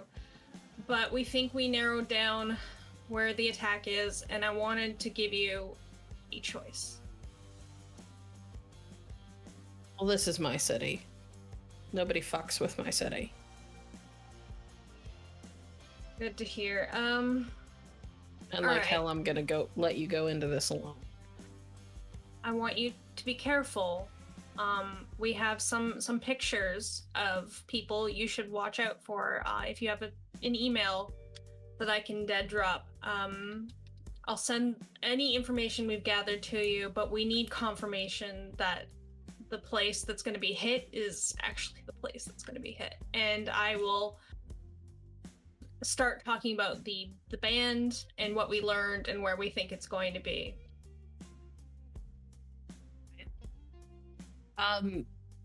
He kind of soaks it all in. You hear him occasionally talking to somebody in the background. You can hear like the tapping of keys. And eventually he gives you an email that you can send information to.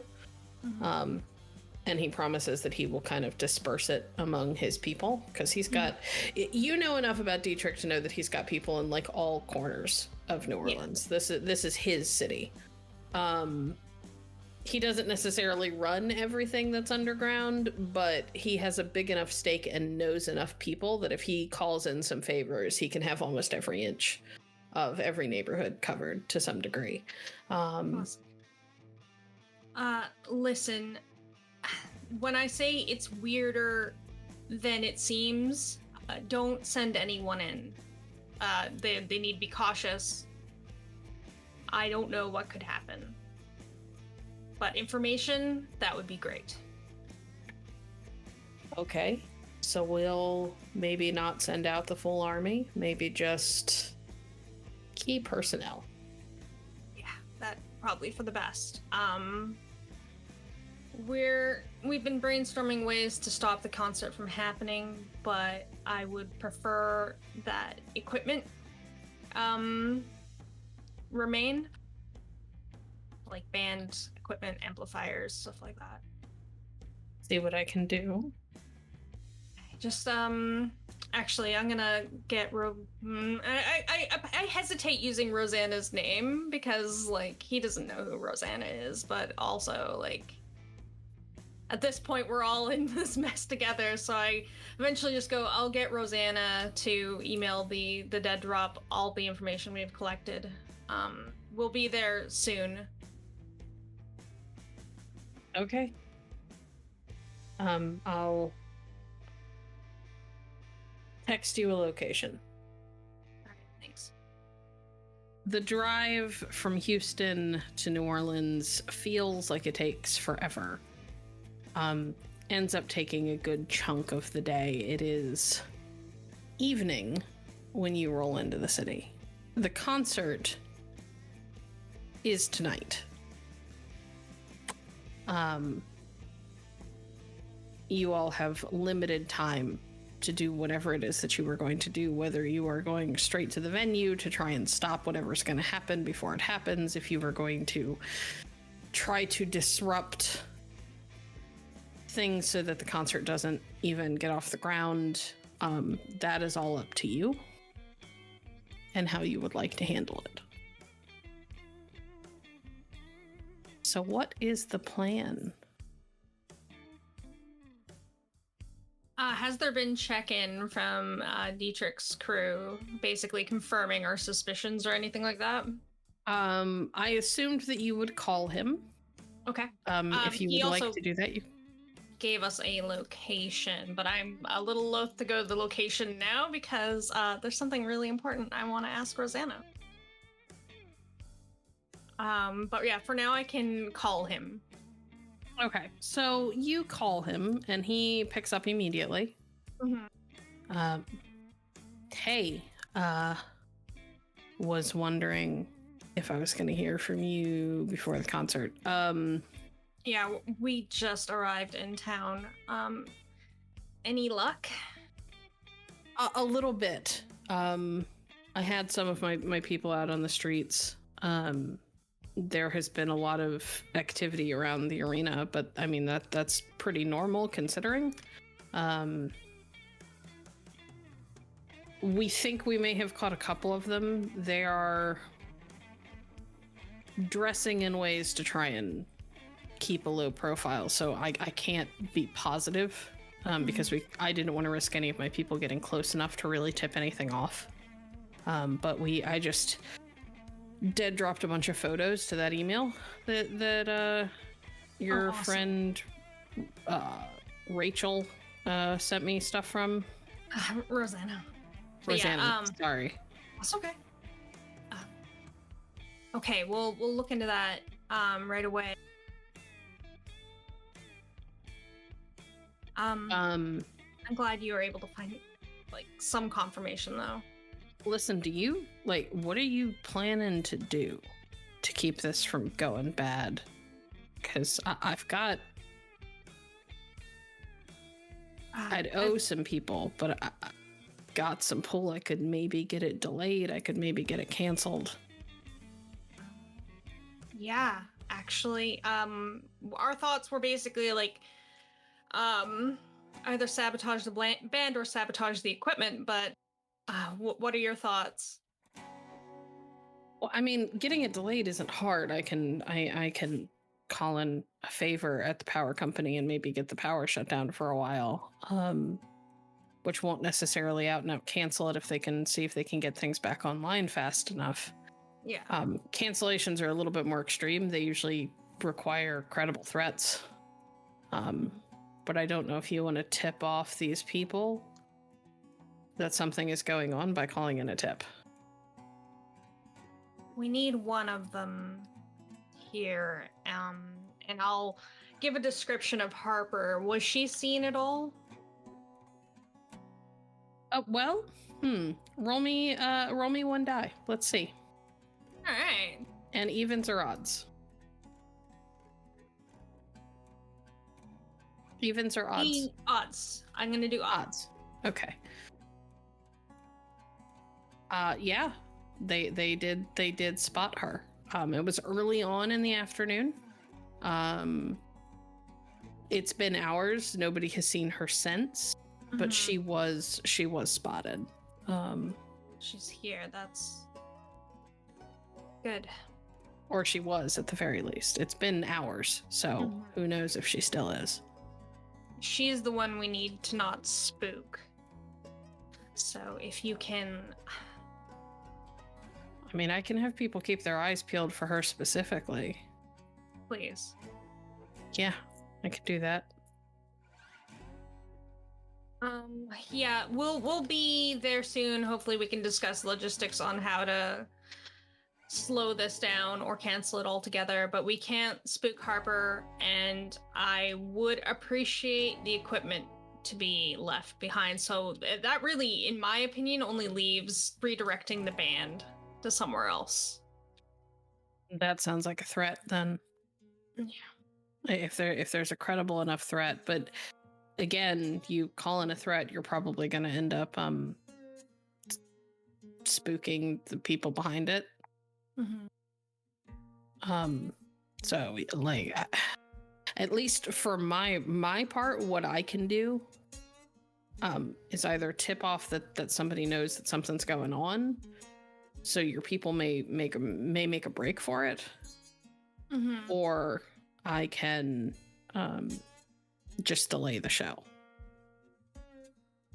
I'll kind of like lean away from the phone at this point and posit the broad question to the group. It's like, delay the show or call in a threat and get eyes on it.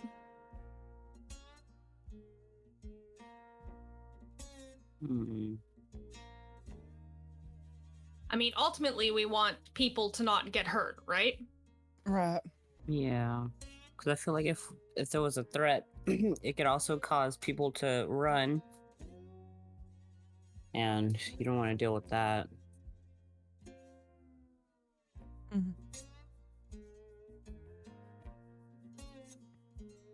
I mean, I'm down for whatever you guys end up deciding. The only problem that I see with us calling in a threat is, what if it causes even more mass hysteria and gives them more ammunition? Louisiana's big, and New Orleans is a big party city. We don't know what we would be dealing with if we called in a vague threat, you know? Delay it as much as you can, then, I think, Dietrich. Yeah, I can do that. Okay. Thank you. We'll, swing by your base of operations soon. Okay. He will murmur something in what sounds like Cajun Creole, and then hang up.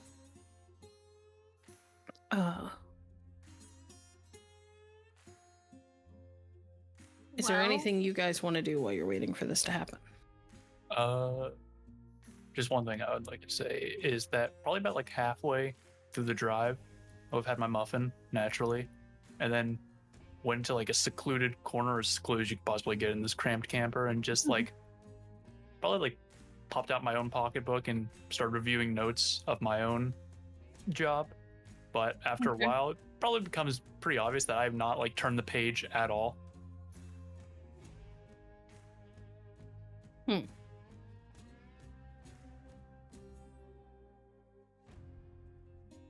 that's it. I'll probably just be there until someone says, "Hey, yo, it's time to go." All right.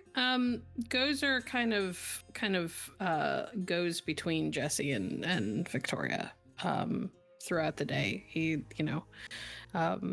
mostly spends his time with Viktoria because that's his human. But occasionally wanders over to Jesse to like get a good scritch in, or at one point ends up kind of like half napping at Jesse's feet.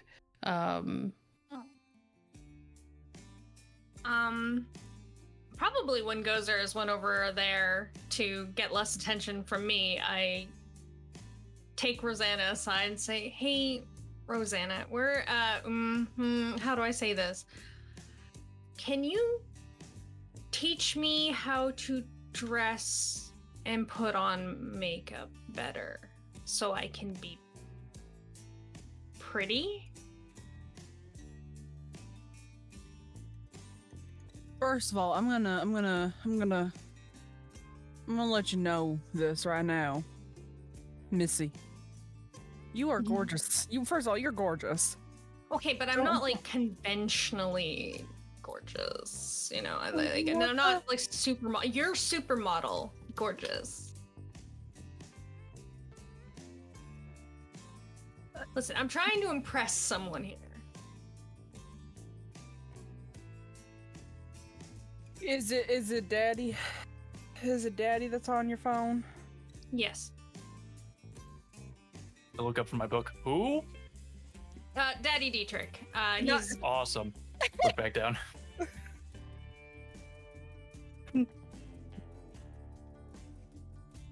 You know what?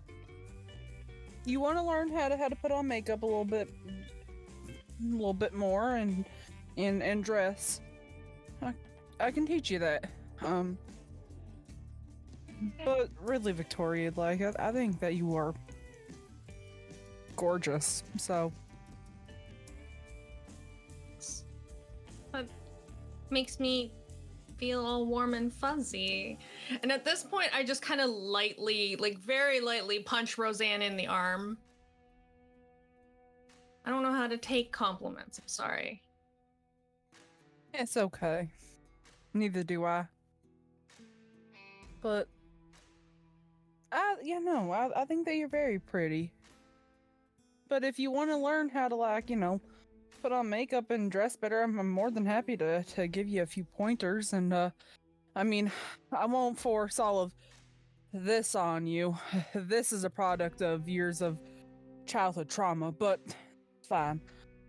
Hey, we're all a product of our childhood trauma. Not disregarding yours, but yeah. No, that's why I said we could all use a little bit of therapy. Yeah. But, yeah, I've always wanted to do stuff like this. So, sure. I've got my bags and my trunk full of my clothes and stuff. I don't know if you'll fit into my things, but we can take a look at what you've got and style it up a little bit. Okay. Excellent. Thank you. Not a problem. If you wouldn't mind, I'm kind of wanting to try something new too. Okay. I don't wear a whole lot of black, if you couldn't tell.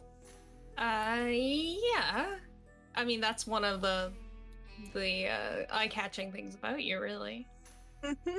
One of the many.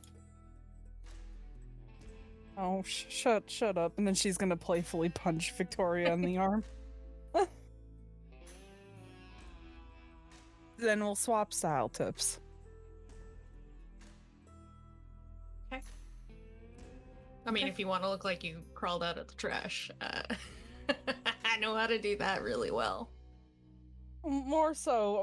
I'm just, I've got some pieces that I've just kind of need a pep talk to wear. I don't wear a whole lot of them. Teach me how to look badass, Viktoria. Yeah, I will be your number one fan. Well, maybe not the number one. I think the number one gives like $400 a month. Is that correct? No, that's tier 3 and it's $250.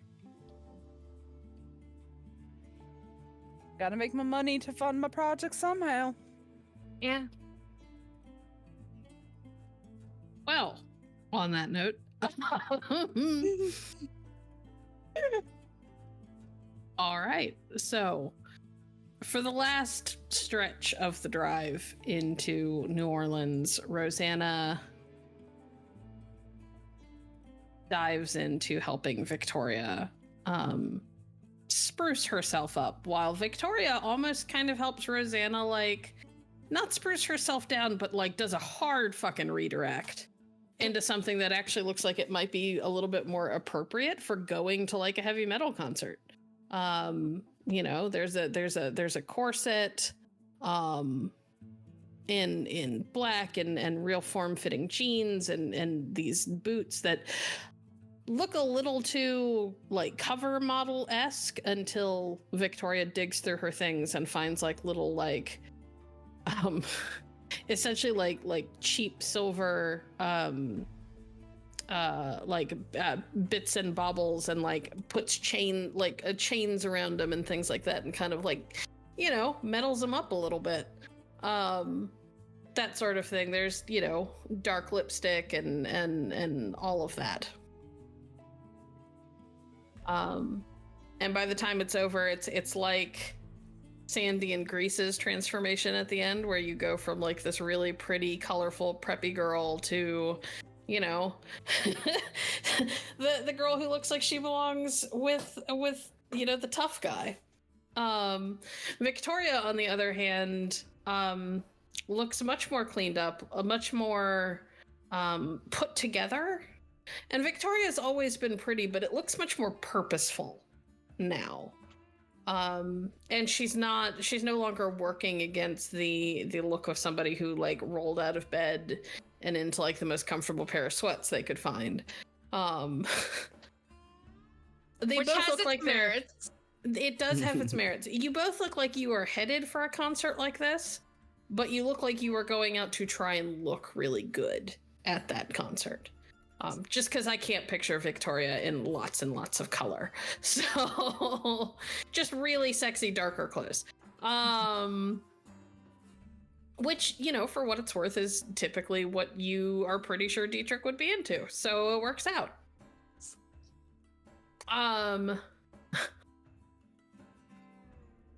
So, at the very least, if you go to this venue, you'll blend in, the two of you. The other two will blend in, but for a very different, reason.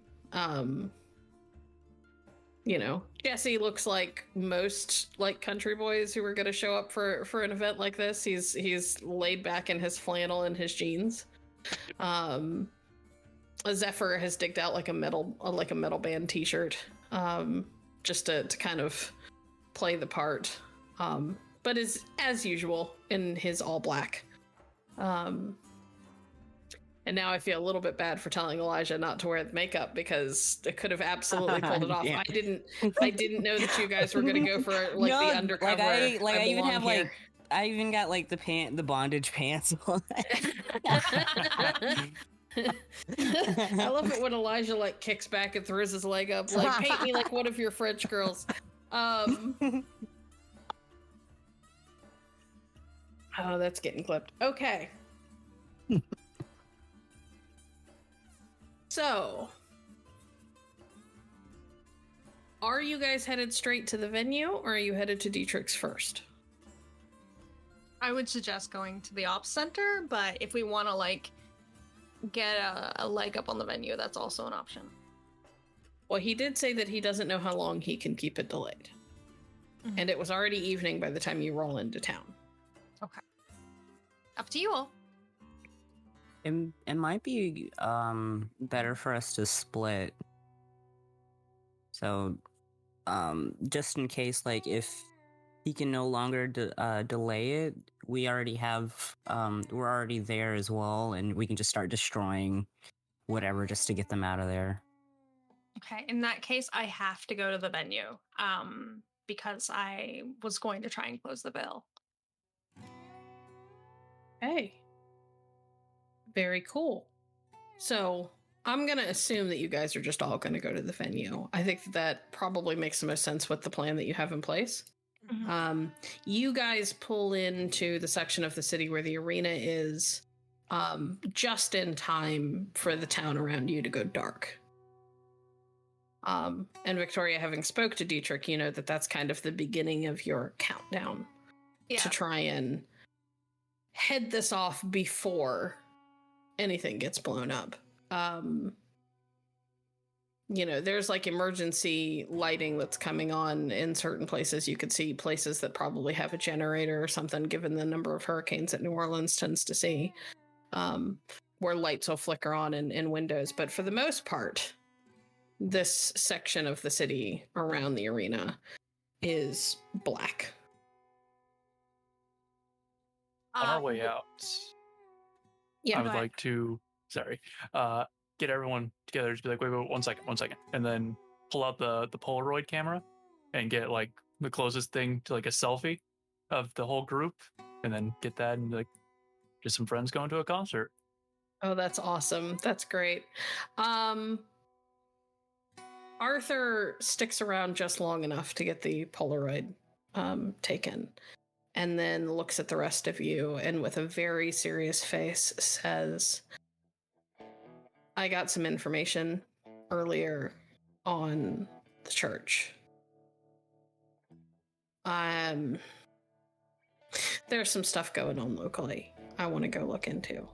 I'll be careful, but I'm going to go do some recon, but we can't afford to all divert, or even for half of us to divert. So you guys should stay. I'm gonna have words with you about this later, but yeah, I don't want you distracted on this job. And I kind of say that with like a bit of spite. Like, there's a bigger issue here, but whatever. Don't die. Don't intend to.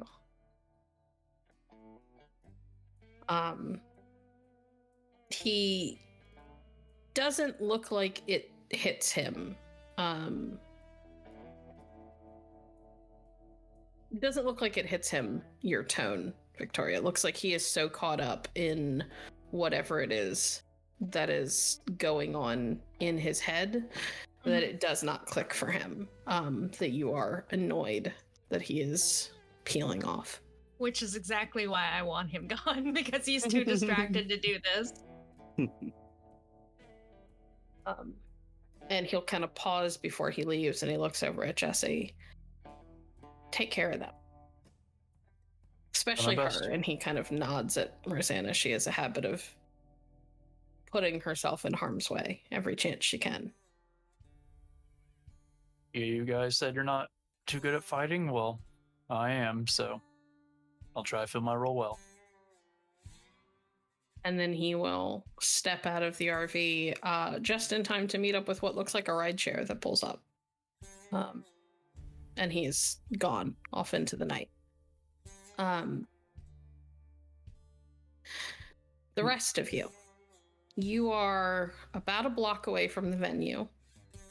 Arthur suggested that you park a little bit away, not so far away that you can't get back quickly, but far enough away that you don't tip off to Jillian, if she's still here, that you're here.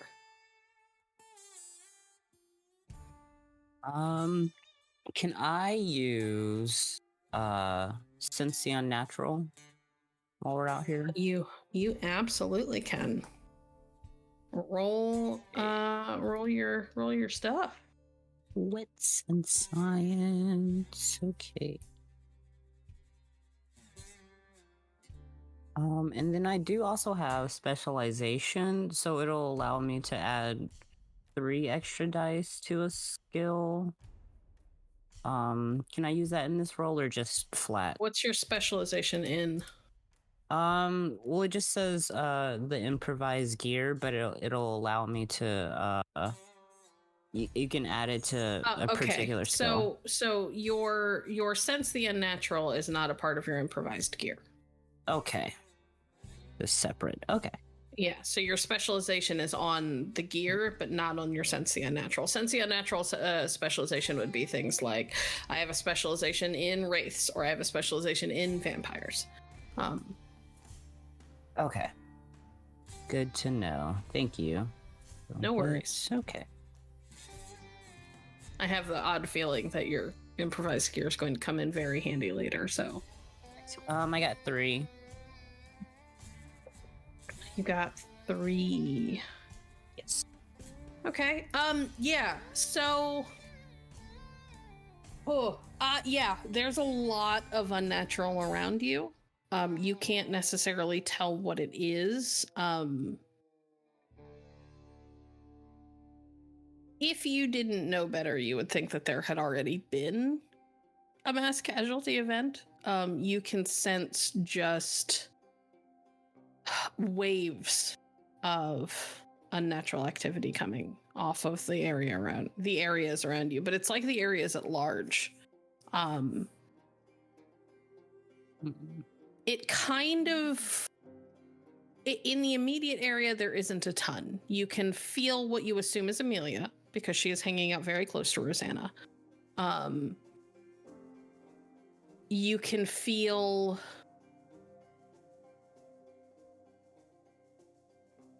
how do I want to put this? But you can also feel it at distances.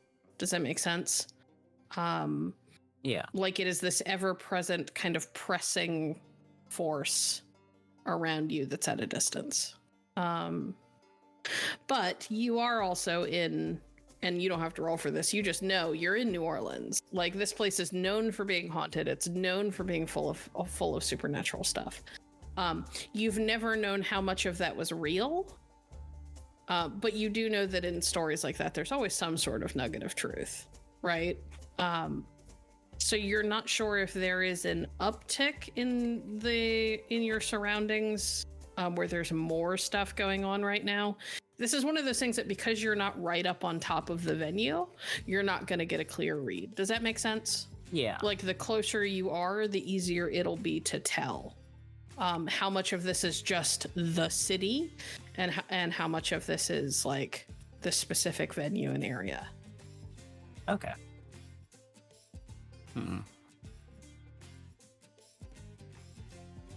But the air is very much thick with this. Spooky.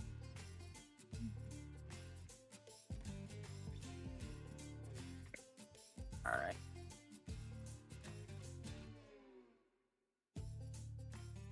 You guys think we have to deal with metal detectors on our way over? Not with the power out, I don't think. Yeah. Okay, good. Because I kind of just reach into like the back waistband of my jeans and then just pulled out a revolver. Because if we did, then this would probably be an issue. You got tuck that away. another one of those? I got a hunting knife. I'm from the South. We don't really do hunting knives. We did guns. Rosanna. I'm Oh, sorry.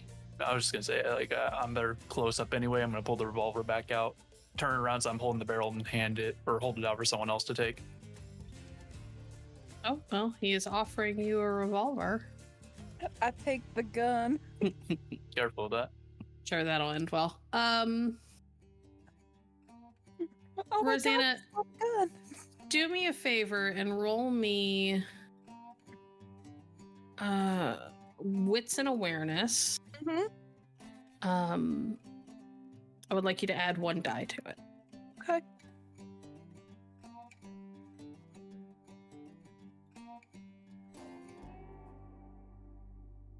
Three. Would you get 3? Would you like to willpower at all? Sure. Okay. 4. 4. All right. As you tuck away the revolver, Goodness knows where you're going to put it, but as you tuck it away, probably into a purse. Let's be fair. Probably into your purse. A little side bag. As you tuck it away and you step out of the RV, you can hear music, but not like... It's this almost otherworldly music.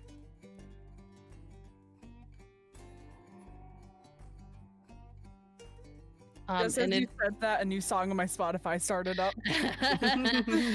It is this flowing, lilting, otherworldly music, and it is coming from a cluster of trees.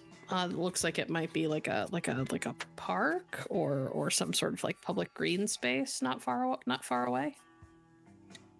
You do know that the arena is kind of on the, like, not quite in the center of everything.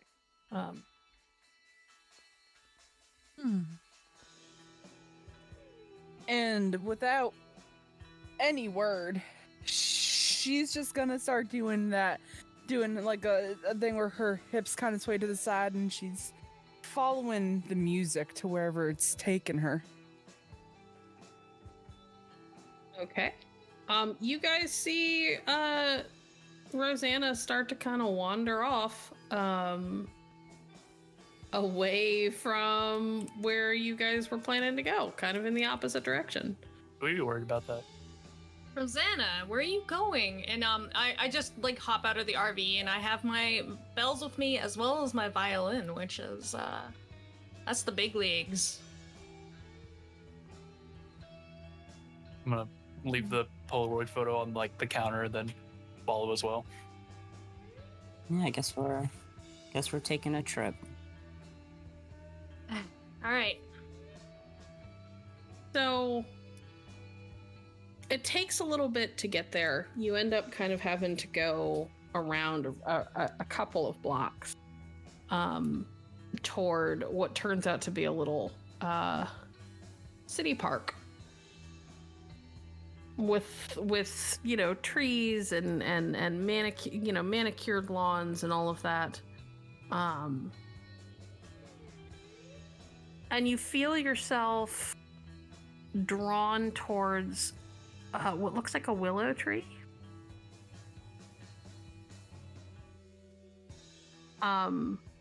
Amelia does not follow you towards the tree. Amelia hangs back. She's like, I don't know how I feel about this.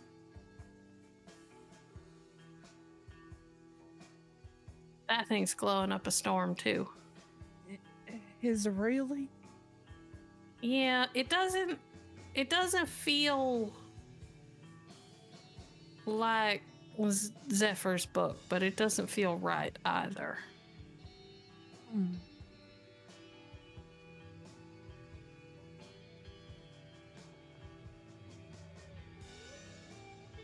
Give me one moment, Amelia. And she doesn't even like realize that people are like following her. She's going fully into this willow tree.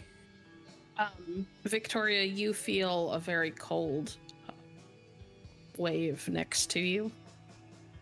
I shudder a little bit. You've gotten accustomed to what it feels like when there's a ghost close by. It doesn't feel like it's trying to touch you. It just feels like it's very, very close.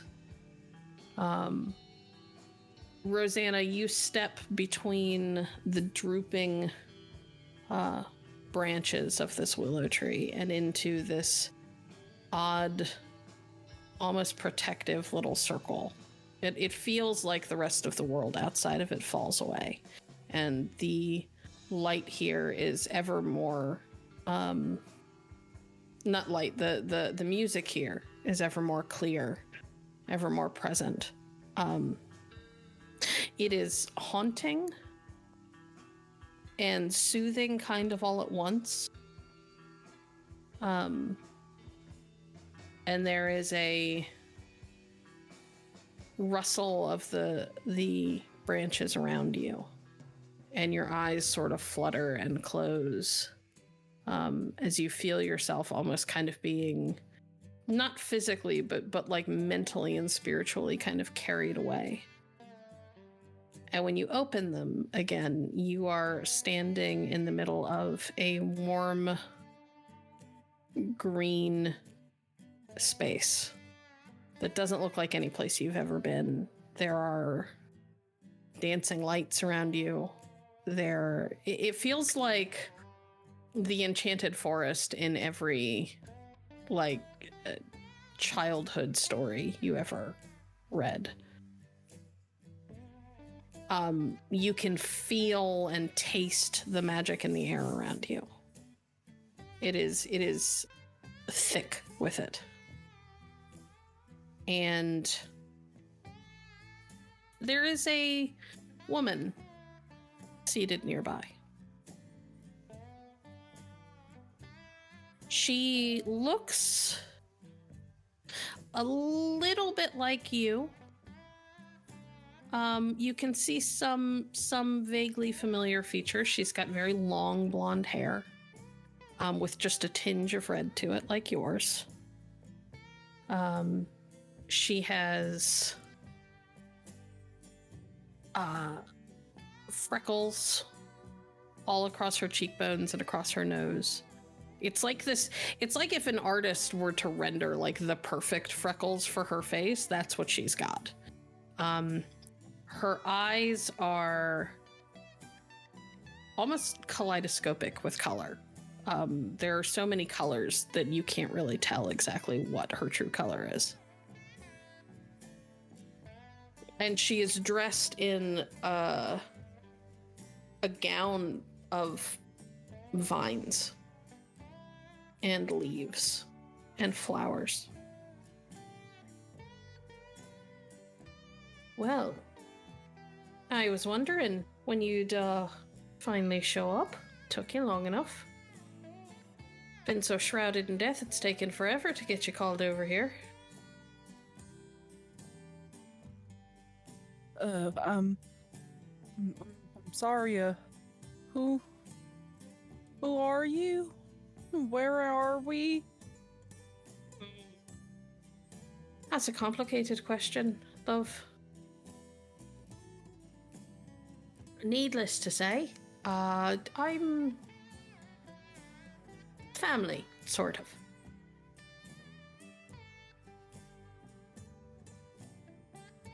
You've ever wondered where all of the things that you can do came from?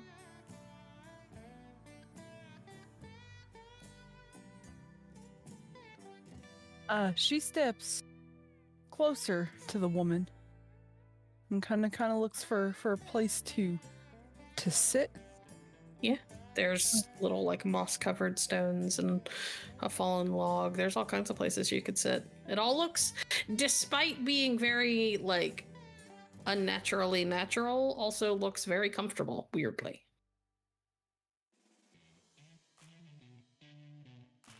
Then you might be able to provide me with a little bit of insight as what I am. Oh, well, I thought you'd figured that out by now. You're a witch? Not a bad thing. It just is what it is. You've got magic in your blood.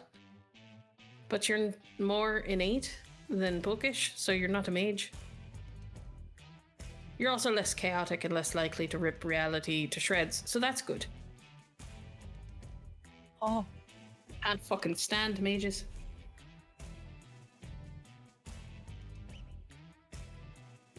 Wait, so I can do magic? You've been doing magic for a while now.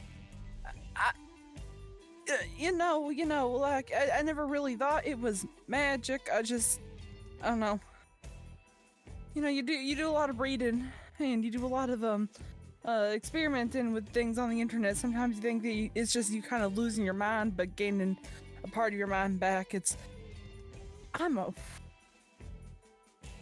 Where are we? What? Oh. Well, like I said, that's complicated and would take a lot longer than we have. I can only maintain this sort of place so long. But I Yeah, have a good. gift for you. You're a bit in over your head, quite frankly, and you're gonna need help. And I can't be there physically to help. There's too much death in the world right now. It drains me anytime I get close. But I can help you. Hold out your hand.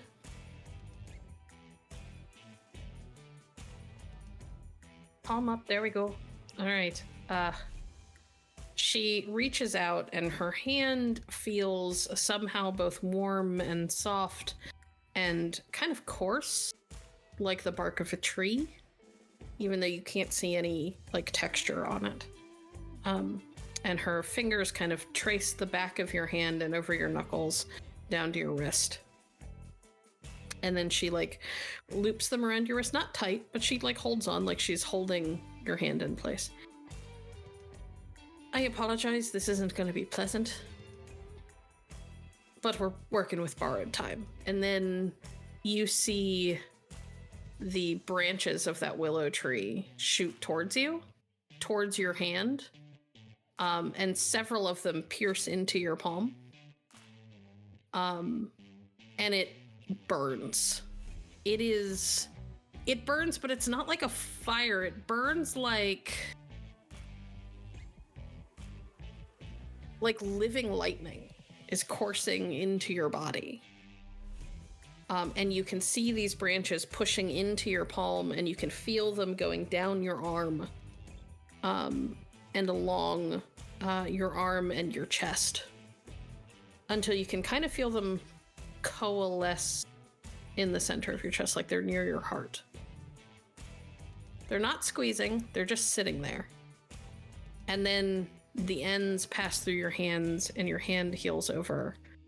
And while you can still feel a tingle inside of you, it doesn't hurt anymore. It's like a tingling warmth in the center of your chest now. And as you look down while you're wearing this corset, you can see the top of a what looks like a incredibly intricate but also incredibly precise tattoo of Celtic knotwork that disappears into your corset.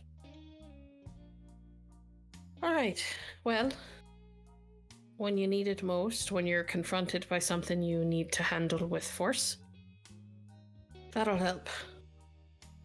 I'd love to tell you more, but I don't have time. This place is hard enough to maintain with all the death in New Orleans. Well, do you at least have a name?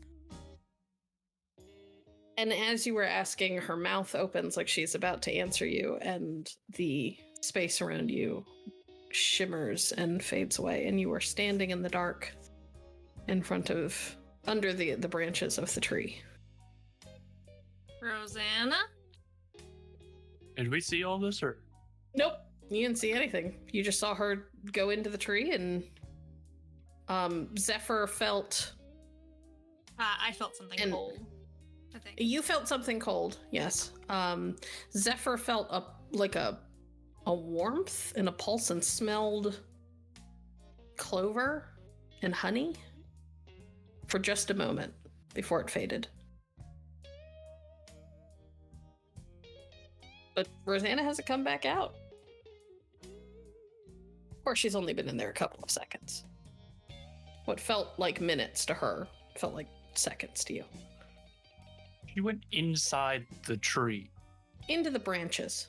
Okay. Not into the tree itself. Okay. You know how willows kind of drape down and create a space inside of them? Yeah. It's hanging out. For some reason, my mind says she just like I phased walked through in. like the trunk. And I'm just like, she's in the tree. Why? I'm going home now. Fades in.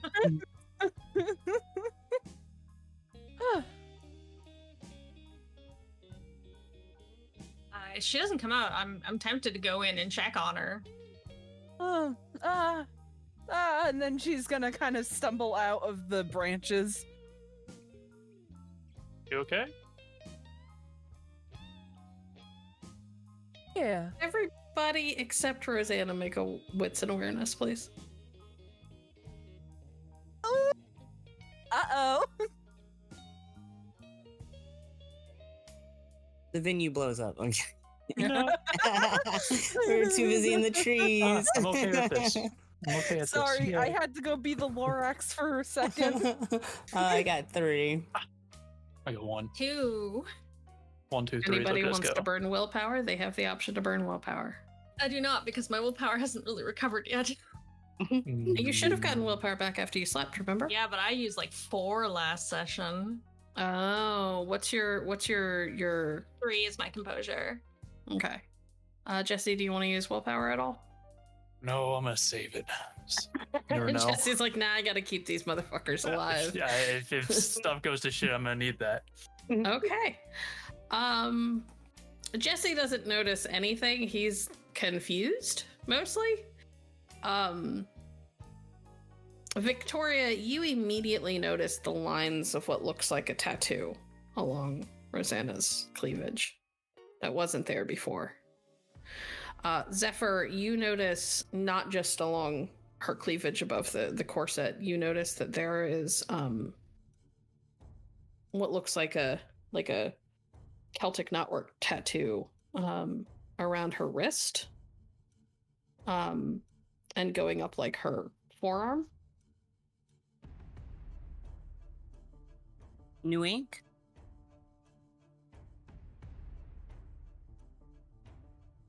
Kinda.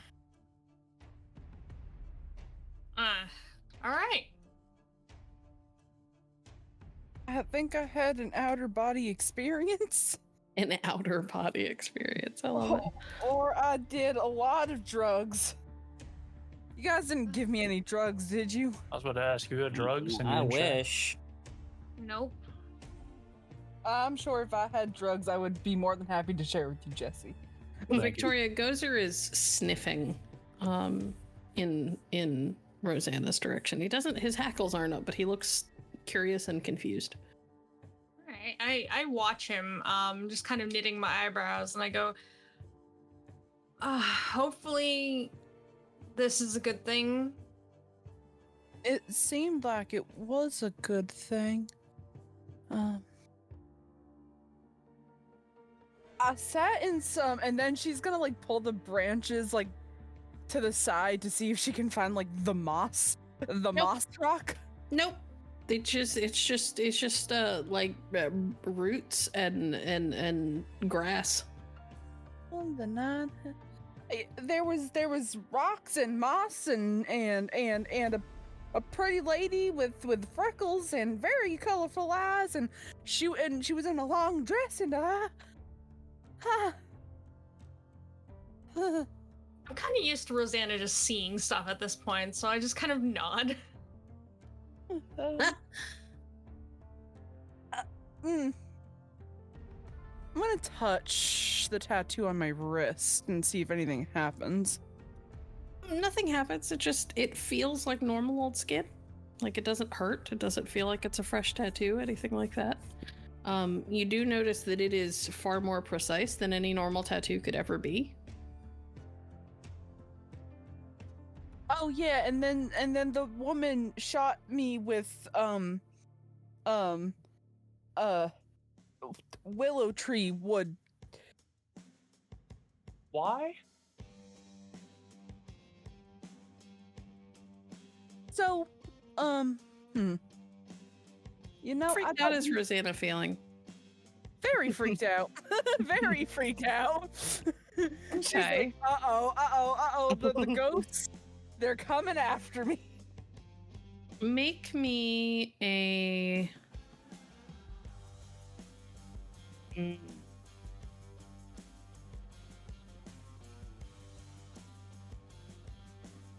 I'm thinking, I'm sorry.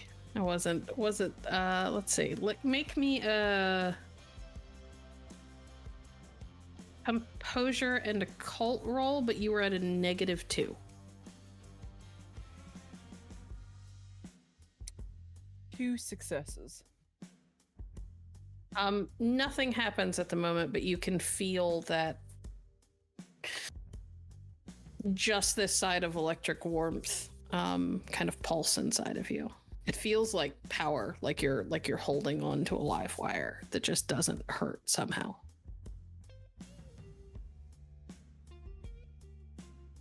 I will say this, the cold coming off of where you can see Amelia standing is much more intense to you now.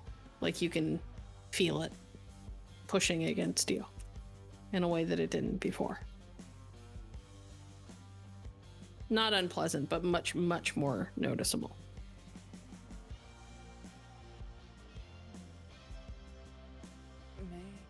Maybe she was right. Maybe she was right. Viktoria, your phone buzzes. Your burner phone. I answer it. It's not a call, it's a text message. Oh, what does it say? I don't know how long this is gonna last. I just quickly respond back with, like, we're working as fast as we can. Thanks. You just get a thumbs up emoji. Right. We should go. We should go. Rosanna heads off back towards the arena. Obviously this is a problem for another day, as far as she's concerned.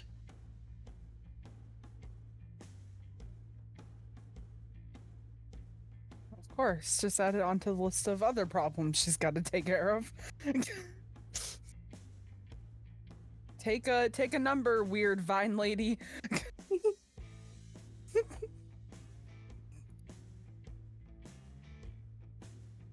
Guess back to the venue we go. Mm-hmm.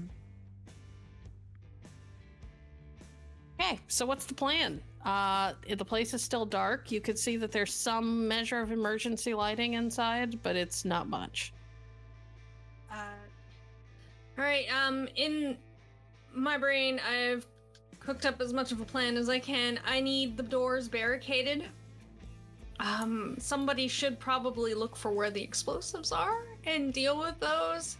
And I'm gonna take that stage, wait for the power to get back on, and then play to close the veil. Or at least thicken it so that whatever they're planning here just isn't gonna work. That's all I got. What are your thoughts? I can deal with explosives. Guess I'll barricade the doors. Can I make a suggestion? Yes. I think Zephyr should at the very least go with Jesse to deal with the explosives. Yeah. Ordnance is kind of your thing. Yeah. He's just like, oh, I'm gonna accidentally blow up everybody again. Just thinking, I'm okay of getting blown up, so I'll handle it. I can barricade the door. I'm assuming we're talking about the doors at the back of the building, not the front of the building. Because if you barricade the doors at the front of the building, all of those innocent people have nowhere to go if things go sideways. Right. Yeah, we don't want more people getting into, like, the main part. So, I didn't realize there were people in here with the power out. Oh yeah, no, they were here and getting ready for the concert. Like there was a crowd inside already waiting. Actually, if Zephyr's gonna be dealing with the explosives, I feel like I should go wherever it's more likely that things might go all, fighty, punchy, shooty. That kind of changes my thoughts, though. Maybe finding a way to escort people out? I could try that. That is up to you guys. You know that there are innocent people inside already because people tend to show up early for these events so that they can get their seats and not have to deal with a massive crowd. It's nowhere near the full number, but this is relatively close to start time. You don't have so much time that you've only got 100 people inside. You've still got quite a few.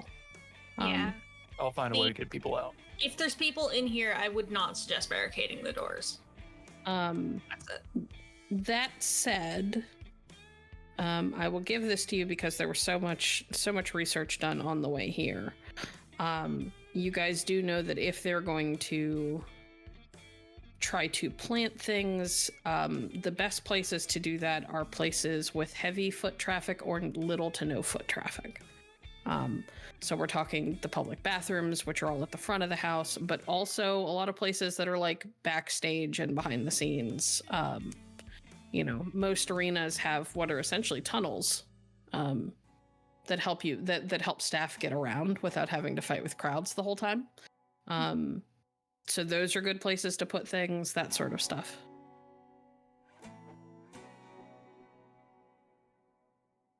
For the areas that we can't really reach without getting past security, could Amelia sneak back there?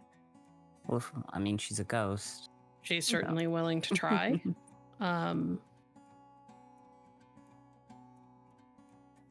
There is also the chance that you guys could sneak in past security or mingle as, you know, like y'all are dressed like you belong here. So it's really kind of just depends on what approach you want to take. Can try an approach. You do have Rosanna, who has a way of batting her lashes and getting what she wants.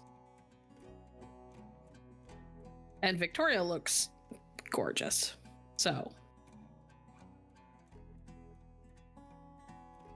All thanks to Rosanna's help. Viktoria, if you want to be able to get up on stage, you do need to be able to have a chance of getting backstage. Yeah, I was going to maybe employ stealth to do that, but You could employ stealth. You could also employ Rosanna, because yeah, a little bit of column A, a little bit of column B.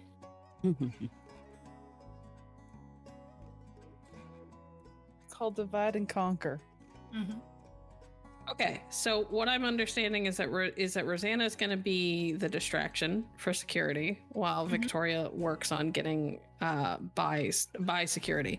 Do Jesse and Zephyr want to kind of follow suit and also try to get backstage? Do you guys want to split up and have one of you take like the places at the front of the house that are most likely to get targeted while the other one goes to the back? Like, how do you guys want to play this? Yeah, what, I think right now, priority is find a way to get as many people out of the venue as possible. So with that, might be a good idea to sneak backstage. I kind of have an idea on how to convince people to get out of there. And then after that, I might try to find a way to get to like where it's most likely to get attacked. well, I guess if you're doing that, then I can just go look, so you're not like trying to bounce between Do two both. different things. Got it. Okay. Yeah. All right. Shit. That's cool. Very cool. All right. So we're going to have to go kind of in turns for this just to make sure that everybody gets their time. We are going to start with Rosanna working on getting attention. Shouldn't be too difficult given the way she is dressed, and now she's all tatted up, which only somehow makes her fit in even more. Rosanna, how are you going to approach this, honey? I assume you're going through the front of the house because that's where you're going to draw the most attention. Oh, of course. She's gonna do the cute little thing where her corset is a zip up in the front. So she's just going to kind of like approach the one that looks the most weak-minded. And she's just gonna zipper down her top a little bit. And just kind of very gently kind of like get on her tippy toes, because I assume that she's wearing like either boots, unless she has like the Still boots. boots, yeah. Yeah. Excuse me.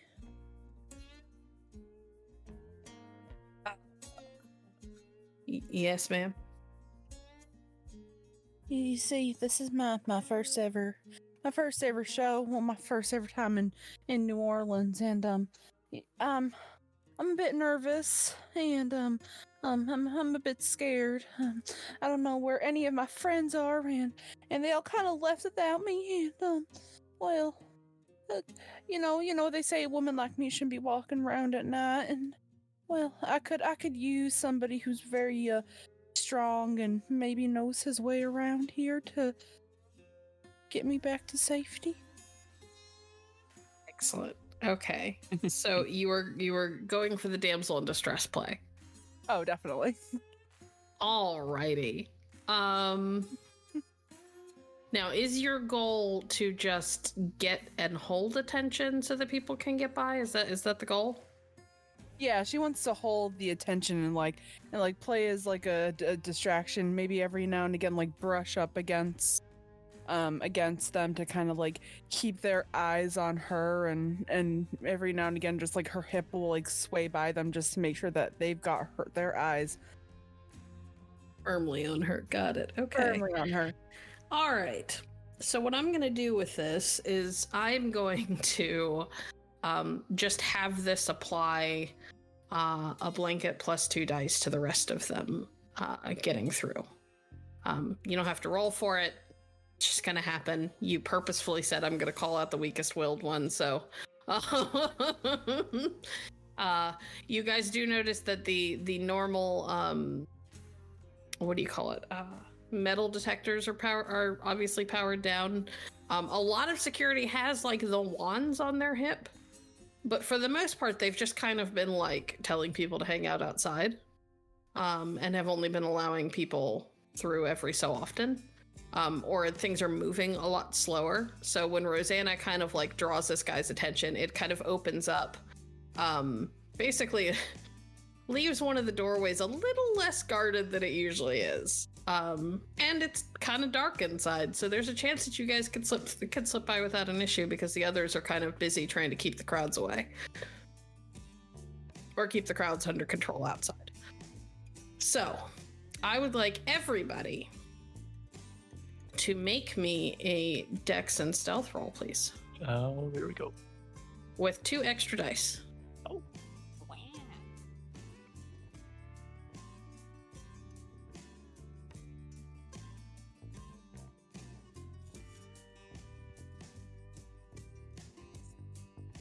2. I'm gonna re-roll that. Are we allowed to re-roll? You are absolutely allowed to reroll. I would like to re-roll that as well, actually. 4. 4. That's a lot I better. got a 3. Also, it should be noted that Gozer has incognito, which That's better. That's now 4 as well for me. Does incognito just give him a bonus, or does he just like automatically work? It seems like it's automatic. I'll pull it up real quick.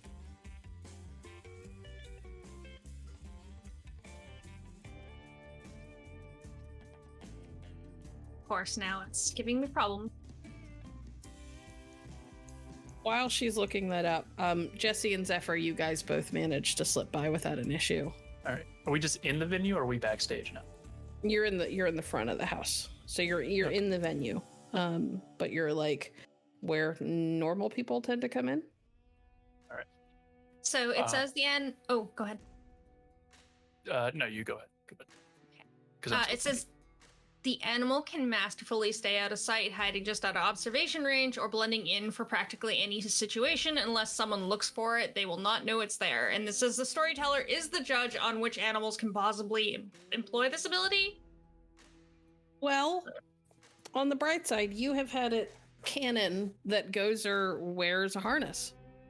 Mm-hmm. So most people kind of will like glance his way, but because your role was good enough and he's wearing a harness, it's kind of like most people just assume that he's some sort of service animal, and don't really like think anything of it, if that makes sense. Yeah, we did state though, like he doesn't have an actual service animal vest or anything I know, like that. but It's just a walking harness.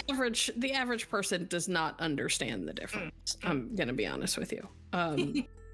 So it's kind of like one of those things where they just sort of glance at him and like take He's note, supposed but to don't. be here. Yeah, but they just kind of assume, oh, service animal. Okay, cool. He's supposed to be here.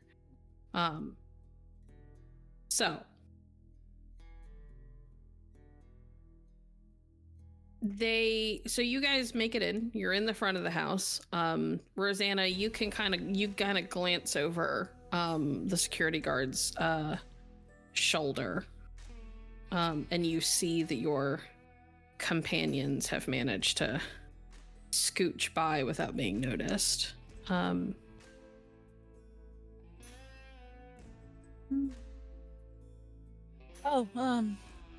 This poor security guard looks like he is terrified that you're about to cry, and he doesn't really know what to do with the idea that there might be a crying woman on his hands here in a minute. He's like, ma'am, I don't know where your friends are, and the power's out, so putting out an announcement right now isn't gonna work, but if you hang out, we could. It's okay. I'll be fine. You've been such a great help, and I hope that maybe I'll see you after the show. And she's gonna use that to just kind of like step back and walk off. You are. He is so like dumbfounded and awkward and worried that he has said the wrong thing or that he has not been helpful enough that you are able to literally just walk by him into the venue. Man. Man.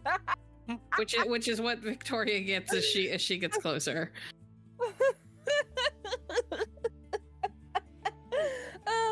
Okay, that was fun.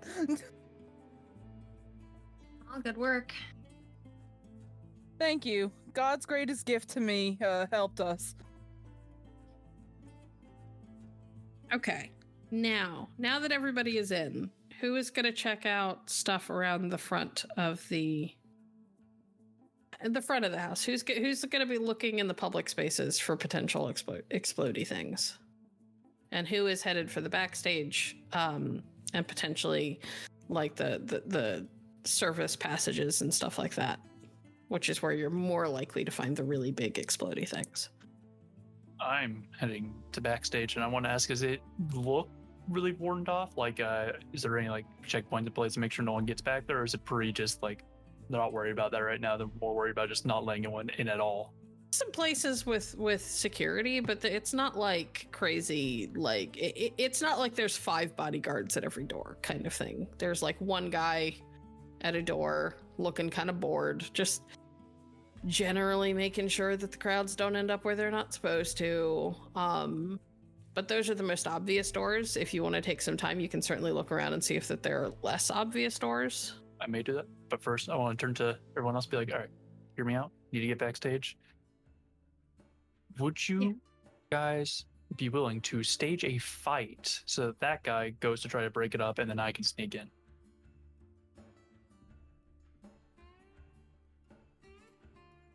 Rosanna, do you want to do a cat fight? Oh my god, yeah, let's do it. Right. Awesome. All right. Wonderful.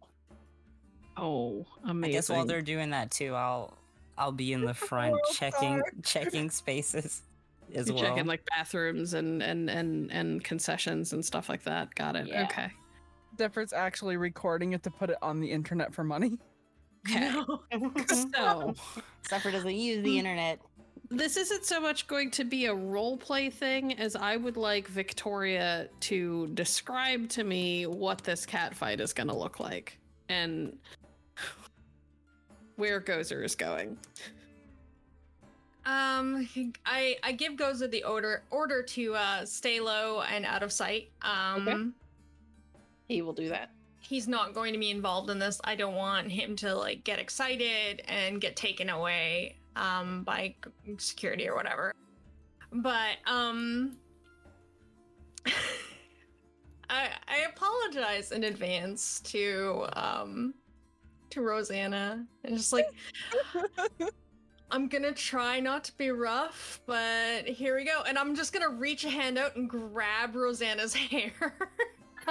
Ow, ow, ow, ow, ow, ow, ow, ow. And I guess I'm gonna do the same and like very like just like I'm sorry, and then yank her in. Yeah, there's Love no words, probably just screeching. Oh, I love it. Okay. Big chaos energy. Oh my god. This is not where I saw this session going. I would like each of you, you'll have your choice here between charisma and performance and manipulation and subterfuge. I'll do charisma and performance. I think I'm also charisma and performance.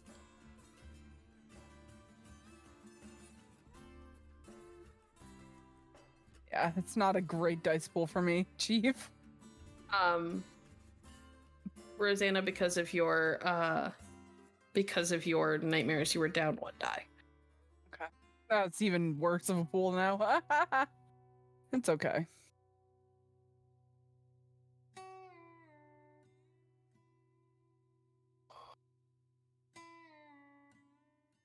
Good enough. Okay, well, between the two of you, you have 4 successes, which isn't bad. Viktoria really saved your bacon.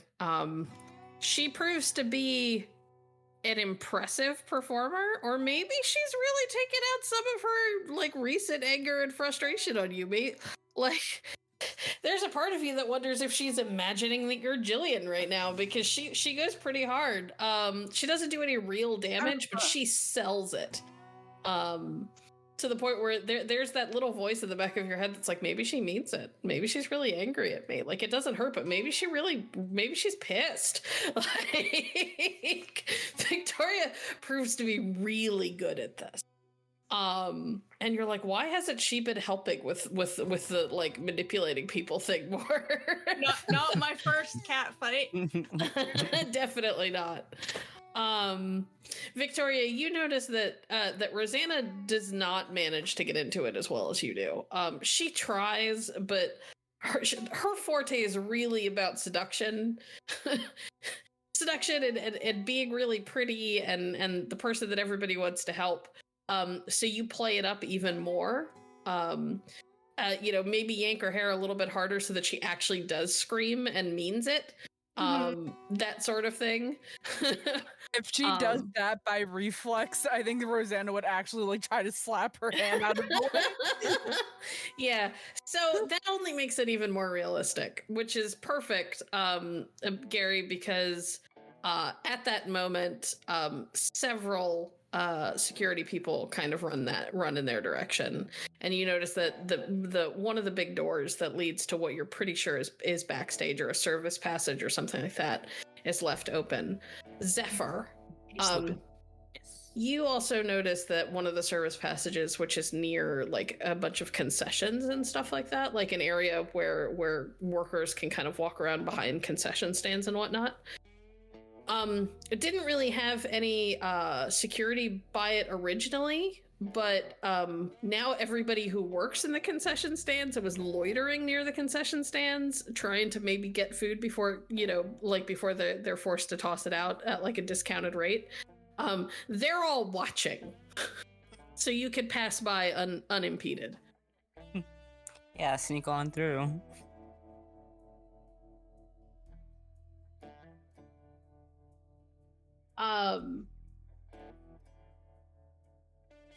So, all right.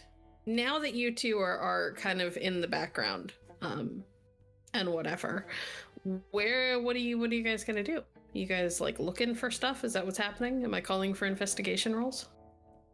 Maybe. Now that I'm backstage, I want to try to see if I can find like a discarded clipboard and or headset.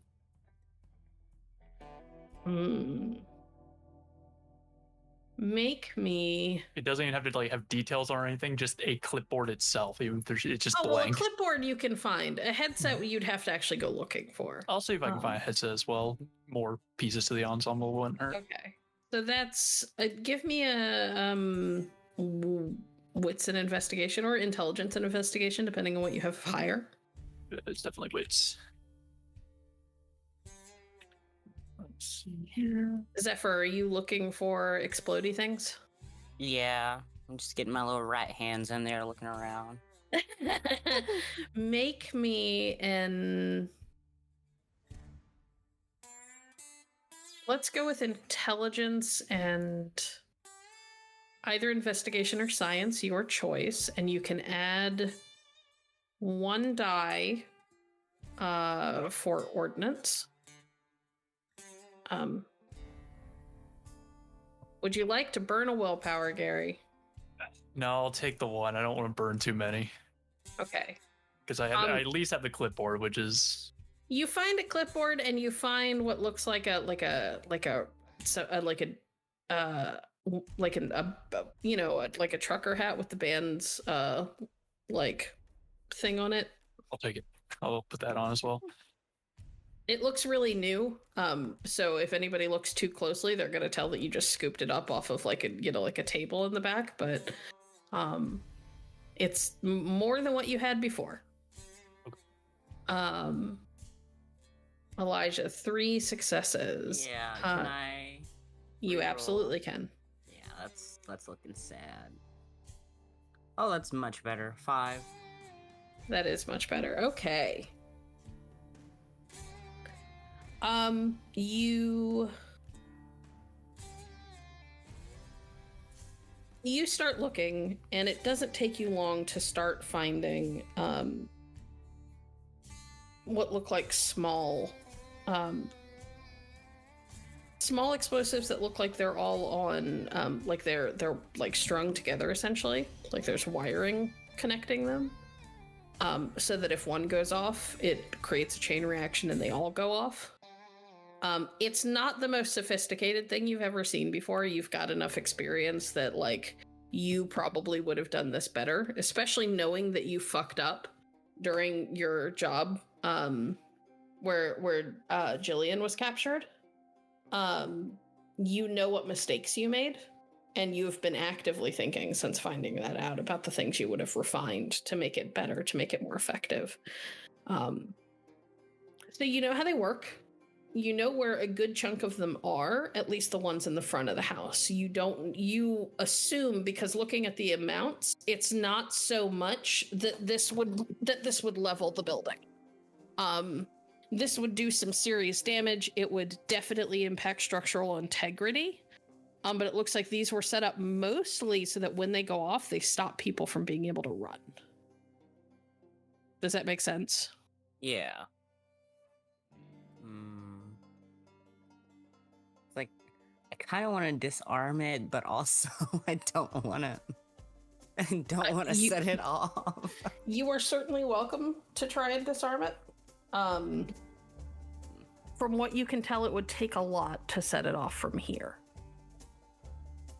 Like, you'd have to seriously fuck up to set it off from here, because this is not designed to go off at like a hair trigger. This is designed to go off with a very specific pulse through those wires. It would take time because there are multiple things that you're going to have to disable.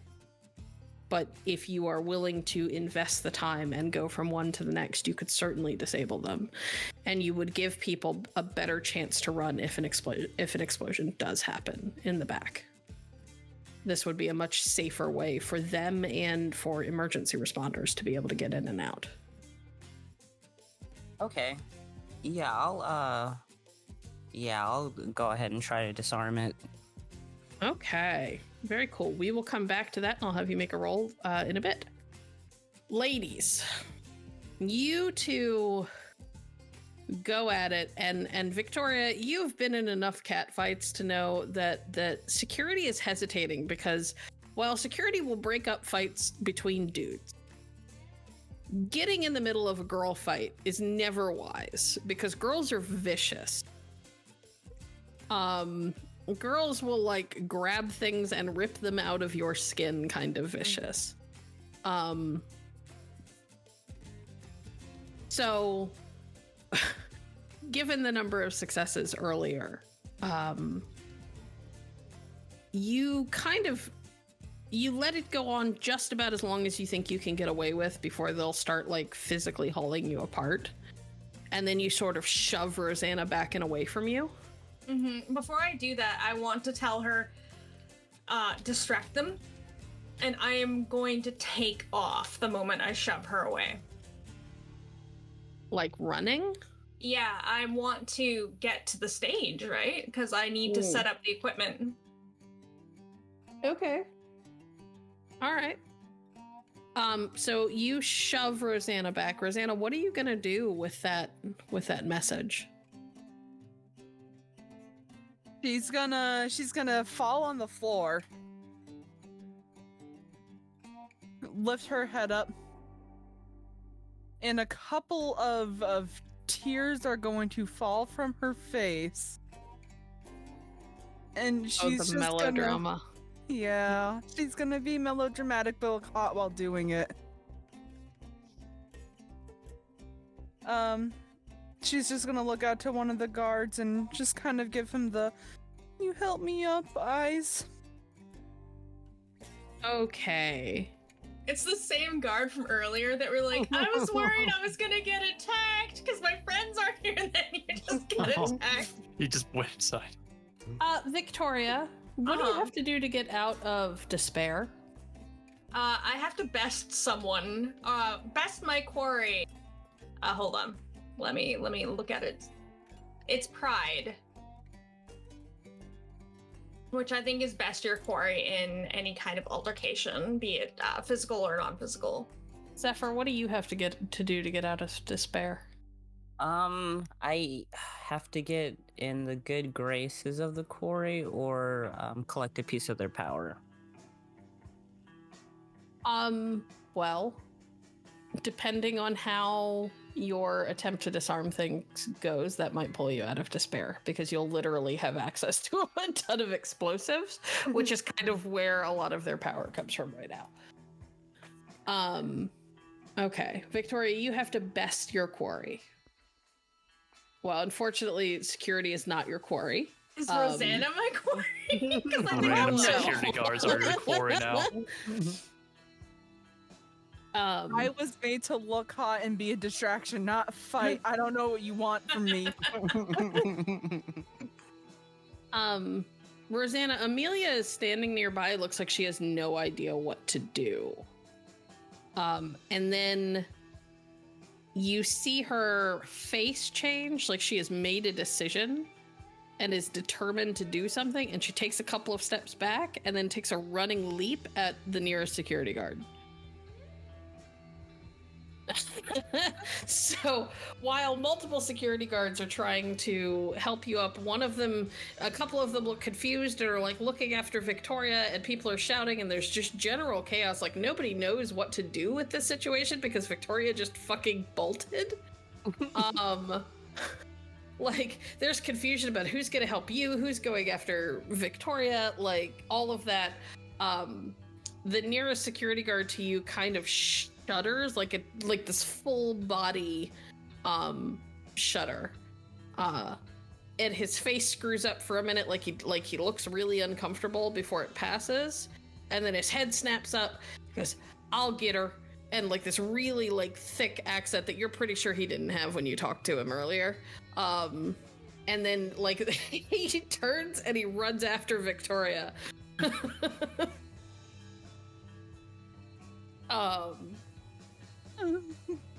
You, meanwhile, are left to play the rest of them like a fucking fiddle. So I would like to see a charisma, performance, or persuasion. Okay, can I add my looks? You absolutely can add your looks. You are at a -1 because of your nightmares. Okay.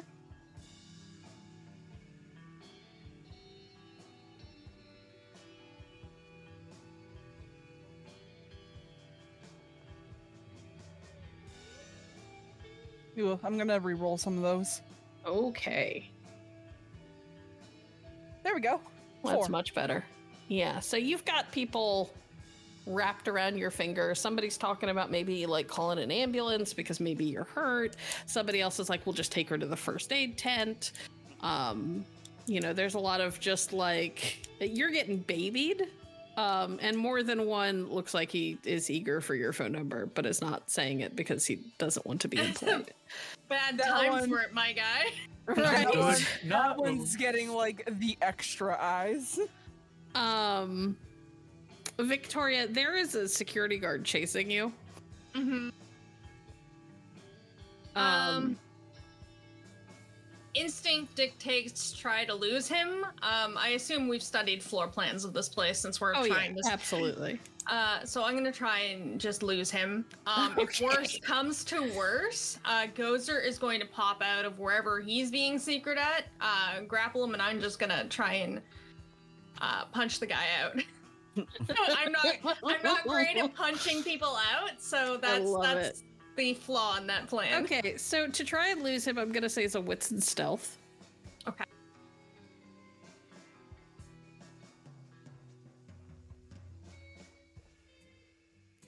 I love everything about this. Y'all are just this bucket of chaos.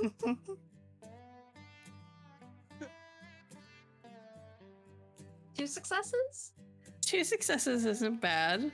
I might use a reroll here because this is kind of crucial. You can if you want to. 3 successes. Yeah, so you duck around a corner and you're pretty sure you've lost him. And a couple of minutes later, he like runs by where you have ducked into. Like you turn into basically like a little side hallway, and you're kind of ducked down and waiting. And Gozer's next to you and looks ready to pounce. And you watch him run by. You notice that his gait is a little awkward. It's like he doesn't quite know how to move in his. And then like the footsteps stop after about 5 to 10 feet. And he's like, "Damn it, she's fucking fast." Like an NPC in a video game. Where did she go? She's in the wind. Well, all right. Well, now I'm back here. What the hell do I do? Just kind of hang my head and wait for him to leave. You watch him pass by again, but going back in the direction that he came from. Like, just looking around awkwardly, doesn't spot you at all. Awesome. And you and Gozer managed to sneak out of your little hiding spot. Okay. Cool. Jesse. Yes. Okay, so I'm backstage. You are dressed like the worst roadie in existence, but you're backstage. Gonna try my best before I got so there's an access to the main stage itself from backstage, right? Oh yeah, absolutely. I want to go onto the main stage Okay. with my clipboard, my hat, trying to look the part. So I kind of go up to the main stage, and I'm gonna, in my loudest voice possible, just call it to everyone that's still like straggling in here. So attention everyone, we're really sorry about the whole delays going on. We're working on the power. But as like an apology for that, the venue has ordered some food trucks. They're going to be outside in a little bit, so we encourage you, go, enjoy those, get something to eat, have some fun, and then once we're all good to go, we can bring you all back in and have a good show. How's that? And right. I want to go to the edge of the stage after that, and then try to motion one, like the nearest guard or security guard I see over as well. Give me manipulation and subterfuge. You get 2 extra dice because you were tempting them with food. All right. Well, anything for the equipment as well that I'm wearing? I'll give you 1 die for the Okay. not amazing equipment. Yes. Okay. All right, that's 10 dice. Not bad at all. So many dice. Asking for extras like you needed them. I just want to, oh, maybe I do. Would you like to That's re-roll 4. anything? I'll re-roll them. Why not? Just so make sure it's really effective. Yeah, now that's all right, 7 successes. Good lord. Hell yeah. Yeah. So you begin effectively a mass exodus. It's not a panicked run or anything like that, but there's kind of like this murmur among the crowd where they're like, you could tell that a lot of people are kind of discussing it between themselves. And then, not everybody, but a large portion of people like turn and start walking for the exits. Yeah, then I kind of try to wave the nearest security guard I see over. He comes over. He looks confused, like he does not recognize you. Hey, so what they want is to basically just get as many people encouraged to go out and enjoy that as possible, and then once that happens, assuming we get everyone, which will be one, that's ideal, but might not happen, probably won't happen, is basically get all of you guys, all the security guards outside, barring the gates, make sure no one else comes in, with just like a few people remaining inside to, you know, look around, make sure no one else is in here, and then get those people out. There are people in here. Why? What the hell's going on? I don't know. I'm just doing what I'm told here, man. Something about, you know, make sure no one's in the way while they fix the power and they check out all the breakers and the wires. And Man, I don't know. We've I'm been not an telling them electrician. for years they've got to check the wiring. in this Exactly. place. That's I what swear I've been to saying as God. well. That's what I've been saying. But no, they're like, oh, it's fine. And then this happens, and now we have this whole debacle, and we all gotta just pull things out of nowhere.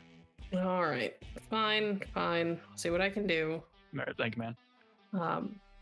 He looks frustrated and confused, but not at you.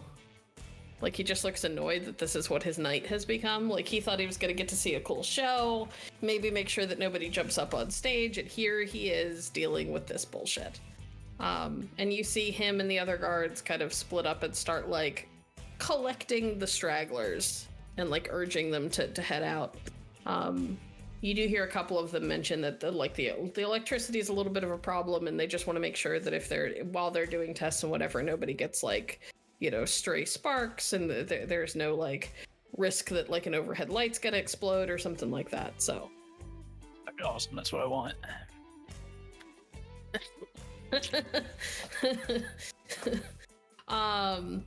So excellent. That happens. That is happening. Zephyr, my darling. Yes. I would like you to make another roll. Same dice pool. Your improvised stuff with the ordnance bonus and all that stuff. The 7 one, right? Yes. Yeah. Oh. Would you like to Two. reroll? Yeah, I'm rerolling that. My God, no. Oh, still two. We all die. I'm so sorry, guys. Well, thankfully, it was only going to cause an explosion if you got one or less. Oh, fuck. You do manage to ruin a couple of the explosives, but you managed to get a hold of a couple as well. So you are no longer in despair. In the future, you will be able to use that. The explosives are now on your person, the ones that are still working. There are some where it's just like the wiring was so bad that you couldn't save it, so you just kind of basically botched their stuff to make sure that it wouldn't work at all. But it's not going to work for anybody without extensive effort to try and recover it. But what you could do on the fly allowed you to collect several explosives, so you now have a source of the enemy's power at your fingertips. I just imagine you, like, shoving pieces of explosives, like, into the pockets of, like, this jacket that you're wearing. All right, Viktoria. All right. Do I make it backstage to where all the instruments and stuff are? You are walking through the service areas, headed basically the same direction that Jesse did. What you notice is that there are several what look like roadies. And even a couple of security people who are headed in the opposite direction. And they are talking about food trucks. Oh, excellent. But they don't seem to pay you any mind. They just walk by. Excellent. I'm gonna act like a roadie while they're all off getting their food trucks. If anyone approaches me for any reason, I'll be like, "What? You don't like food?" You know, just kind of remind them that the food truck is there, and continue working. My plan is to make sure that all the sound systems are set up so that when the power comes back on, I'm going to find a secure place to kind of, like, belt music through the mic and try to seal the fail here. Excellent. Okay. So I would like you to make... There's a lot happening there. There is a lot happening. You're trying to do so many things at once. Mm-hmm. I assume most everything's set up, so I'd just be doing a check of the systems. Yeah, I'm less concerned about the check of the systems and more concerned about how you're going to get there and what to have you roll for Since that. I'm also back there, am I able to come back around and assist if possible? Yeah, you could probably meet Viktoria. It's more about all right. Viktoria, make me a manipulation and stealth roll. Let's just make sure that you can get past where the security tends to be at the thickest, which is around where the band and all of their very expensive equipment would be. Please, dice. Two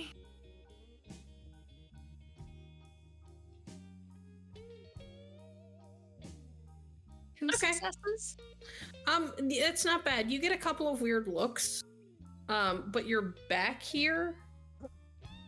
So people are, it's one of those things where Viktoria has learned that if you walk like you belong here, if you act like you belong, people won't question you too much. And it doesn't hurt when Jesse kind of comes around the corner and spots you and goes, "Oh, hey, I've been looking for you." Exactly, that's exactly what I do. Jumps into a conversation with you. The others are like, "Oh, okay." I'm also gonna try to snag like an extra clipboard and just hand that to her. Just carry this; it'll make it way more believable. It always works. I've done this trick so many times. Nobody questions the guy with the clipboard. Clipboards and ladders are the way to go. So you guys head toward the back.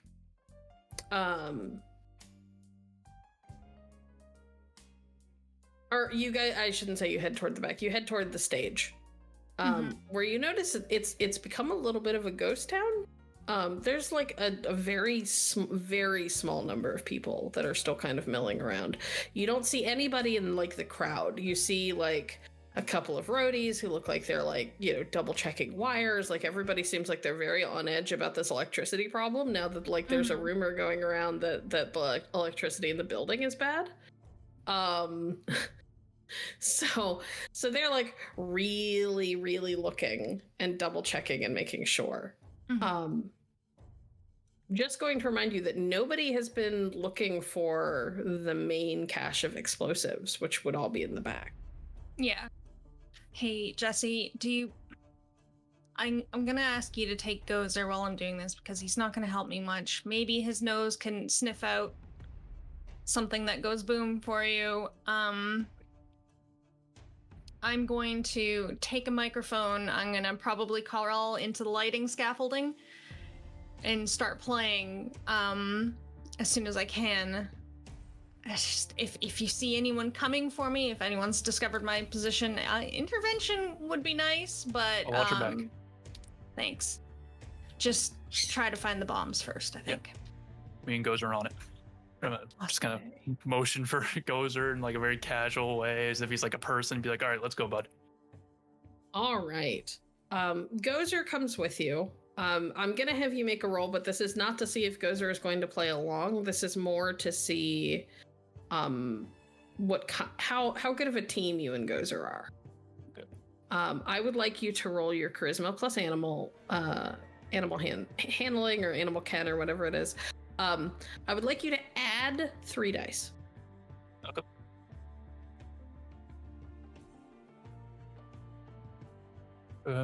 Yeah. This will also be a big pool.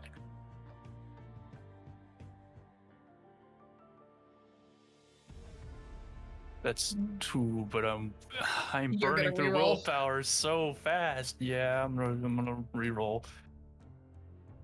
A bit better 4. 4 successes. That's not bad. Okay. It's a little awkward, mostly because Gozer seems to want like all of your attention more than he wants to do the thing that you need him to do. But after a little bit, after some back and forth, and you kind of, I'm like, I don't wanna Gozer, say if you listen to me, I'll give you a Gozer snack or something. I'll give you 2 Gozer snacks. Spare ribs. I heard them talk about spare ribs. There will be so many spare ribs for you later. But you two kind of head off. Okay, Viktoria. Does Gozer have like an investigation or a perception? Let me look at his sheet. Awareness. That's it. Yeah. What skills does he have? Okay, he has physical 5, social 1, mental 1, awareness 4, brawl 6, intimidation 4, and stealth 4. Okay, but he doesn't have like Okay. Investigate? No. Okay. Well then we're gonna go with investigation or perception or whatever it's called.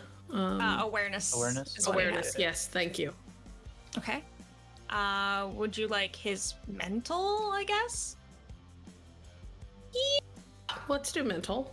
Okay, physical could also work because he's sniffing. Oh, that's true. Let's go physical. That's a good Okay. point. Very that good. gives him a massive dice pool.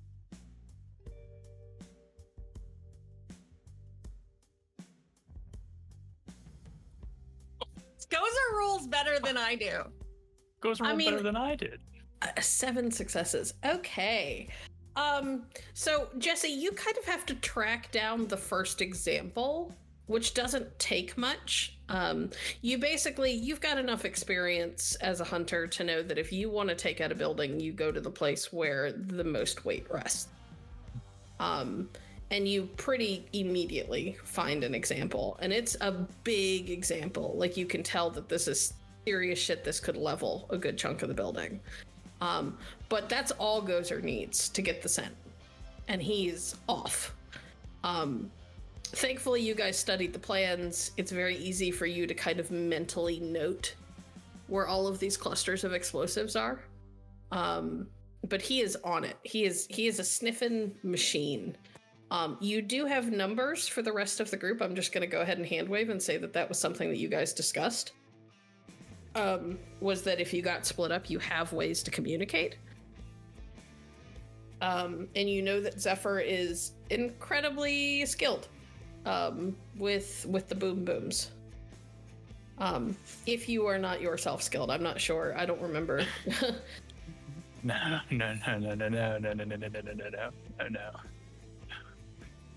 But yeah, once I find all that, I'll, I guess, walkie Zephyr, call Zephyr, whatever, and just be like, Text him. yeah. That would take way too long for Jesse. Oh, no, that's fair. You can call him. Yeah, that's fine. So it's like, hey, me and Gozer found the main stash. Get over here whenever you're done dealing with whatever, and I'm not gonna touch anything. Okay, I'm on the way. I found some by the front of the building. Are they handled or still alive or what? We're all good. Okay, cool. Kind of backstage. I'll just give him like directions. Yeah, I'll leave the rest to you. Keep an eye on it. Kind of keep an eye on Viktoria. Try to do both at the same time. Yeah. Okay. Yeah, yep. Excellent. Victoria, you are climbing to get to a point where you can kind of hide among the scaffolding and everything else without being spotted. Mm-hmm. You have got yourself one of the wireless mics. You have no idea if you're going to generate feedback where you are.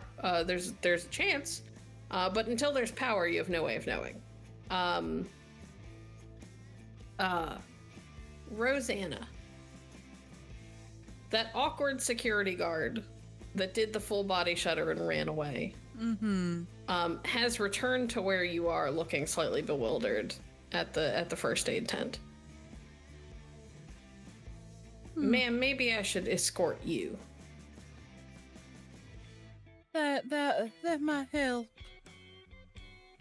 All right, let's get you, I don't know, back to your people. And she's just gonna wrap her arm around him and let the security guard drag her off. The rest of the security guards look vaguely put out that you are leaving without giving anyone your number. For shits and giggles, she's just gonna slide one of them her number as she it's like a very one of those in the pockets as she's walking out. She doesn't really care who. Yeah. Excellent. Awesome. Make one of them happy, Jesus. Okay. You hear a little bit of commotion behind you, as the others are like, "Oh man, why is it always got to be you? It's always you that comes home with three new numbers every time an event happens." And Amelia, on the other hand, is like, it's really weird being this tall. Yeah, what's the weather like up there? I mean, it's nowhere near as weird as, and she'll just kind of look down the front of her body. What are you? Oh, yeah. Awkward. Is it? Yeah. It's got to be something that you just get used to, but I don't have time. I don't have time to get used to it. Do not envy you right now. The voice starts getting more and more effeminate. So you've got this big, bulky security guard. Listen. After all of this, you know, we'll go get Gumbo. We'll go do whatever you want. But for now, you got to be. Yeah. So you walk by people who are looking at you like you have lost your damn mind. All right. Thankfully, you now have a security guard who just escorts you backstage. Not a huge deal. And you arrive roughly at the area where Jesse and Gozer currently are. At about the same time that Zephyr manages to get there. It takes Zephyr a little bit longer. Like, Zephyr shows up about 20 to 30 seconds later. Because Zephyr, you had to take a rather circuitous route through the service tunnels and everything else, and you know the things are not labeled well in this place. Everything sort of looks the same. It's just all these like just gray walls, gray cinder block walls. It's really hard to follow like where you're going. But eventually you show up and you see Rosanna and Jesse at about the same time. You all get the text from Viktoria that Viktoria has managed to get into place. And it is at about that time when one of the people that was in the list of NIM members kind of comes around a corner, looking really frustrated and muttering something about circuits and wiring being cut off and what the fuck is going on and what's up with this weird power outage. And they look up and they spot you. Now, you have managed to catch them off guard. You guys have one round before I'm going to call for actually entering combat to see if you guys can disable this person. Tackling him. Disable this person before they have a chance to raise the alarm and potentially kick off an entire combat. I'm flying through the air, tackling this guy, trying to get him to the ground. Okay, I'm going to assume that because Gozer is with Jesse, Gozer is going to follow suit. Yes. Oh, awesome. Rosanna. Mm-hmm. Alarm goes through you and worry. You feel that tension that always comes when a fight's about to start. But it's different this time. That tingly warmth in your chest gets really intense and shoots down your arm. And before you realize what's happening, branches start to sprout out of your palm and wrap around each other and form a bow. You can see the string, nobody else can. But the string looks like silver gossamer. Mm-hmm. Impossibly strong, but barely there. Mm-hmm. And you just instinctively know somehow that if you pull back on the string, an arrow will be there. Yeah, so she's gonna pull back and then release. Okay, cool. So I would like Jesse to make me strength and brawl, Gozer to make me physical and brawl. Does Gozer have brawl? Yes, physical and brawl. Gozer to make me physical and brawl, Rosanna to make me whatever your firearms roll is, dex and firearms or composure and firearms, whatever it is. Mine's either composure or resolve in firearms. Whichever you would like to use. That's 4 successes. for me. 4 successes for you. 4 successes for Gozer. Rosanna? 4 4 successes. successes. Let's Sweet go. baby Jesus. I want to point out Gozer's pool of 11 dice for this roll. Yeah. I understand. I played a character with the guard dog in the last game, remember? Well, yeah, it was amazing. Zephyr, is there anything that you would like to do, or are you immediately going to the explosives? Are you entrusting dealing with the threat to them while you disable the... Yeah, Rosanna's got a whole thing going on, so I'm just like, they got it. Let me take care of this. Okay, so I'm going to let you roll your 7 dice. I'm also going to allow you to add your desperation to this. You have seen what they are doing. You understand how it works. I will consider that, for the sake of making the mechanics work for us, I will consider that a modification for you. And you also have many examples of this big thing, so... And that's +4, right? For desperation? Yes, you guys are currently at 4 dice. Okay.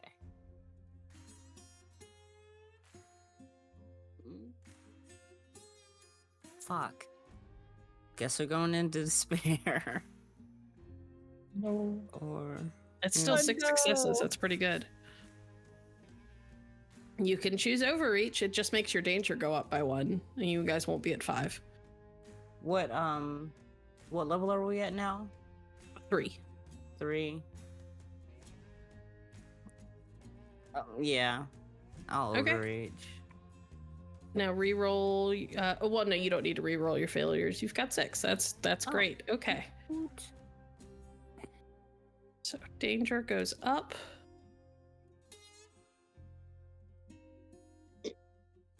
Excellent. Okay, so a lot of things happen at once. I'm not even gonna have this guy try to roll against you. Like, there were just too many successes for him to have a fucking prayer of overcoming. So Gozer and Jesse hit this guy all at once. Jesse, could you make me a composure and subterfuge roll, please? Oh. All right.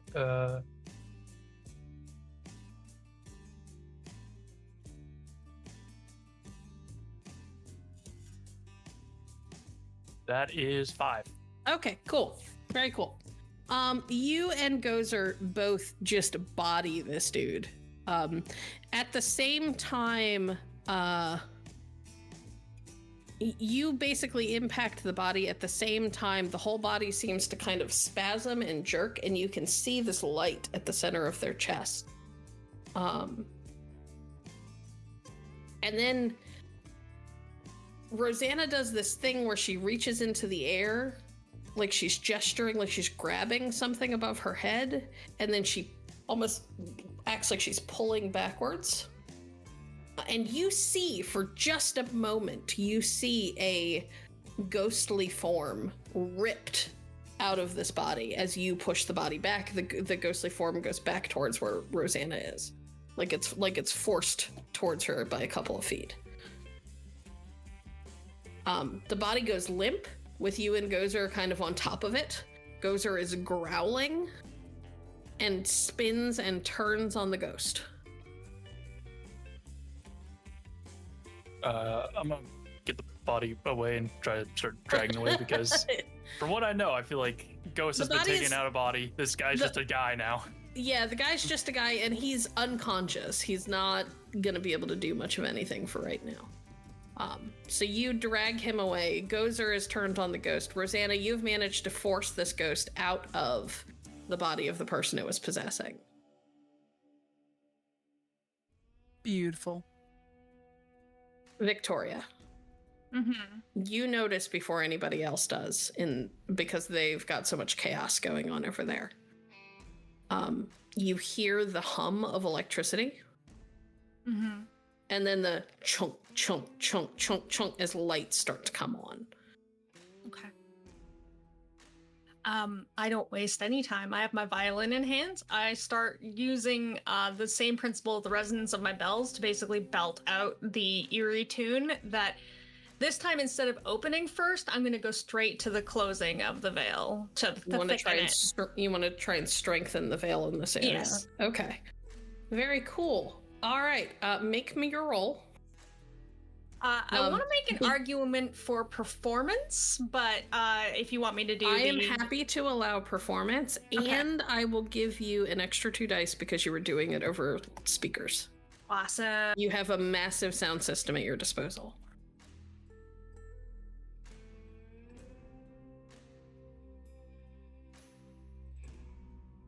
I also have a specialty in violin. Is that okay to use? Absolutely.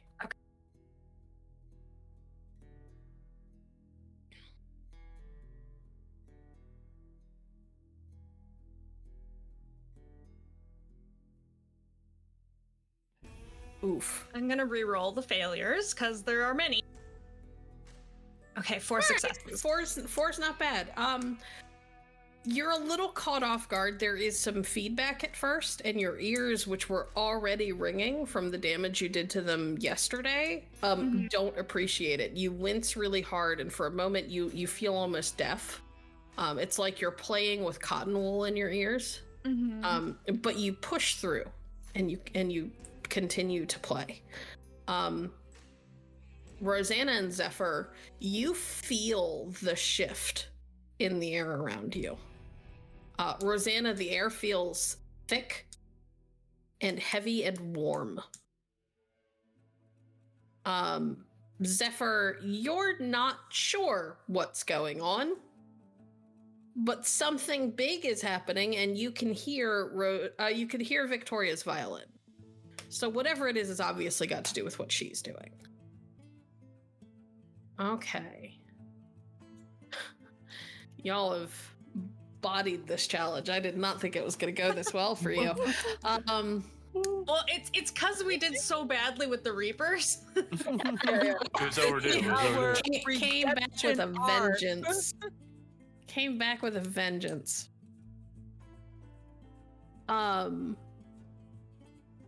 You all somehow, I'm gonna make a very long, what would probably be a longer story short, so that we can get to the point where you just have to get out of the building without getting caught.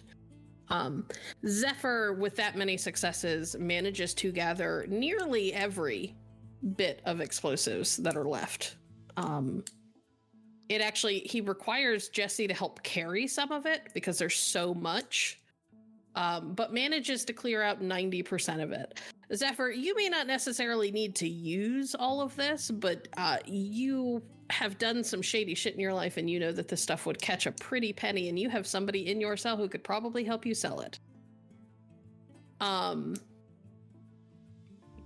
Viktoria, you, despite your hearing taking a bit of a beating again, with that feedback from the sound system, you are filled with a sense of just victory. Raw, unabashed victory. You are no longer in despair.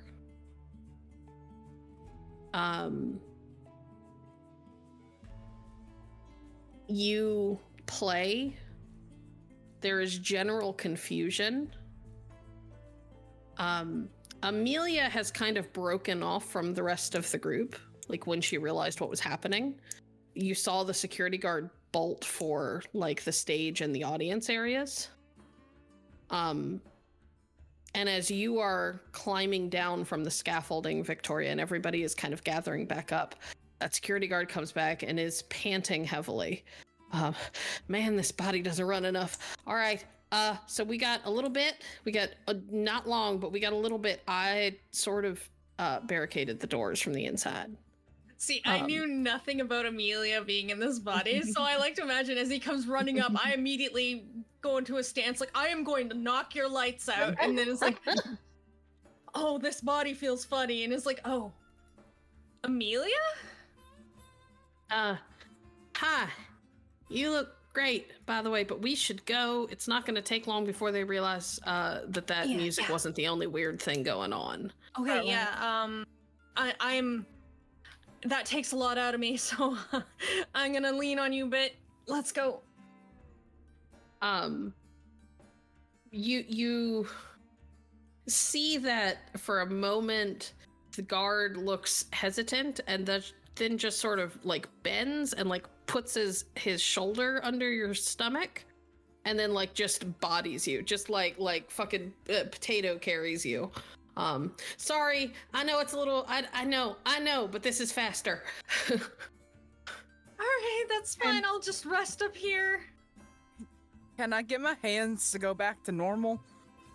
Oh, your hands are normal. It's just that you're holding a bow. Oh, cool. You do get the sense that if you wanted to, if you want to like get rid of it, it'll just go back into your hand. It'll be very uncomfortable. Okay. For a few. I'm just right in front of the group. I'm just gonna right the bow right back in my hands. Yeah, Viktoria, you watch. Everybody gets to watch as this bow unravels itself into vines again, into those vine-like branches, and then like pierces into her palm and disappears inside of her. That's very unsettling. But cool trick though. Awesome trick. Blood trickling down my nose, just going, what the as I'm being carried away. Excellent. Okay. All right. So we are getting we're going a little bit over on time. So I'm going to have everybody make me 2 rolls each. You can make me Dex or Strength and Athletics, or Manipulation and Stealth, depending on what is higher. Viktoria, I will allow you to roll Manipulation and Stealth to add to the dice that I just rolled for Amelia behind the scenes. Weirdly, it's the exact same for me either way. And Gozer doesn't have to roll because he's got that thing. Yeah, it's the same for me too. You said 2 manipulation and stealth? I got 2 successes. Manipulation as well. and Stealth, or Dex or Strength and Athletics. I have nothing in that. Yeah, no successes. Girl. Rip. All right. Does anybody want to spend a willpower? Yeah. Yeah. I guess this is my last willpower. Oh, But still, okay. still a We one. get them, 1, baby. because I haven't had to worry about this yet. Do we get them all back at the end of the session, or some of them back? You get your composure or resolve worth. It did nothing. But I am tapped. Okay. So I'll spend everybody rolled once. Yes. I think now so. have 5 successes. Okay. Now everybody roll again, and then I want you to give me your total between the 2 rolls. Is Same it the pool? same rolls? Same rolls. Unless you want to change. I have 4 in total. I have 8 in total. Nice. Can I use my despair? I die? got 2 in total. Yeah, you can absolutely use yeah. your desperation dice. Yeah. Okay. Watch me despair again. It's gonna be great. No. I've got no bitches in the stealth pool. But you've got 2 successes, right? Sweet Jesus. Okay. Yeah. 14. All right. So Rosanna definitely holds some people up. The heels were not a great idea. They look amazing, but they were not the best option for what is effectively supposed to be fleeing a crime scene. That dress for hotness, not for,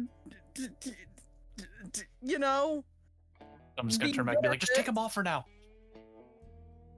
There's no time to take them off, unfortunately. But you guys run.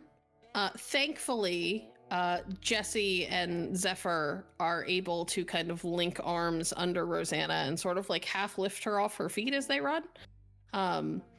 You know, it's not amazing. It's a little awkward. Rosanna's feet sort of are like forced to kind of like half touch the ground as she's like running along, but she is suddenly lighter than before and is less likely to make noise as she's running. Like army jogging. Yeah. To be fair, it's mostly Jesse. We've all seen how many strength dice Zephyr has. Well, I have 2 now, so. Oh, there you go. Oh, hot damn. All right. Still mostly Jesse, because Jesse's got like 8 fucking successes. Arm wrestling competition later.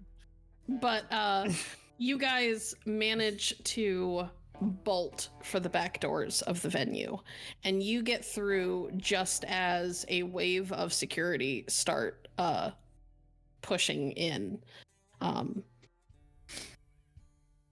You can hear them running down towards the backstage area just as you guys manage to push out of one of the back doors, and you slip around a number of large tour buses and semis that are parked nearby.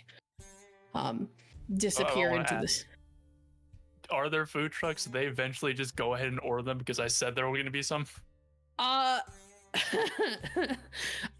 If you decide to cross back around front on your way to the RV, which you could absolutely do, or you could take the long route.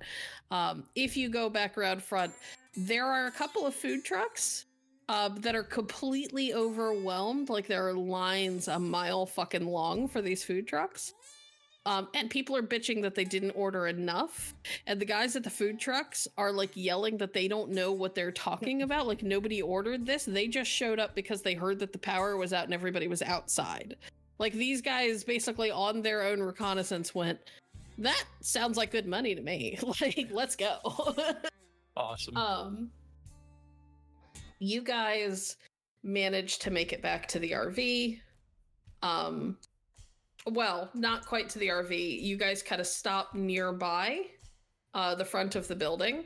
The security guard puts Viktoria down, looks kind of awkward, and gives her this like lopsided smile. You look real pretty. All right. I gotta go drop off this meat sack. I'll be back. Thanks, Amelia. And again, with that really awkward gait, sort of like walks away towards the crowds. That was Amelia? I thought you just decided to join us for some reason. I thought you guys seemed cool with him, so I was just going along with it. Rosanna, you watch as the security guard kind of goes to where he's mingling just on the edge of the crowd, and then you watch as Amelia sort of peels herself out of his body and returns to you. Looking awkward and like she feels like she needs a shower. You did good work, Amelia. That was fantastic. And you look like you're getting more comfortable with the Yeah, thing. it felt wrong though. It's weird taking over somebody's body without permission. Well, you but know it what? seemed necessary because You did good. You did good. And I think I owe you Appreciate the a rescue. reward. Yes. Oh right, I can't hear this. you can't hear this, but you can hear Rosanna talking. You know that she's talking to Amelia. Mm-hmm. Okay. And I think I owe you a reward for your hard work. How about tomorrow or later this evening? I need to just get used to not being in a body for a minute. I completely understand. Tell Viktoria she's light as a feather. I'm just laying on my side, my head still ringing. And tell Jesse to pick her up. God. Jesse, Hmm? mind helping her? Oh, yeah, totally. I'm gonna go try to help her up. Like, you okay? Oh, the ground is so nice and cool, but thanks. I know, but you gotta sit up. You guys gather up Viktoria. Amelia wanders alongside Rosanna, and you reach the RV. Feeling, huh? I was just gonna say, as we get there, I'm gonna be like, we took a before picture. It's an old tradition between me and my old partner that we do an after one too. So everyone get it, and I'm gonna get the camera ready once more. And then Amelia's like, damn it, I abandoned my body. I'll get in this picture, and she's gonna reach we'll her do hand like up. a marker outline later of where Amelia is, and then just snap it. Rosanna's going to reach her hand out for Amelia to step in. so she feels part of the picture. Amelia won't get into your body, but she is gonna like stand next to you, and you can like feel where her arm is like around your waist. Viktoria feels something very similar around her waist, except that it's just cold along the small of her back. And everybody is sort of posed around this empty space where Amelia would be. And that's the photo that you get. Amazing. I like to imagine when we develop it, there's like a smudge there that most people would like go, oh, no, it's totally a ghost. No, it's just artifacting, right? I just realized because in the before picture, Arthur's in there, but in this one, he's not, but we're leaving an empty space. So it implies that he just died. Oh! All But right. I like to think that there's that empty space and everybody's smiling around it too. Yep, everybody's grinning. Everybody looks really, really accomplished and happy with themselves. All right. Very cool. You all managed to get back to the RV without any issues. You take your photo. Everything is going great. It's a lovely night. Viktoria, your phone rings. I answer it. Please Yours tell is me okay. that you got out of there. We did it. We stopped it. Awesome. Great. Are you okay? You don't sound so good. Oh, I am so messed up. I could use a good night's sleep. Okay. Well, you have my address. Just come by. I've got spare beds and showers, and Okay. you've been here. It's a big place.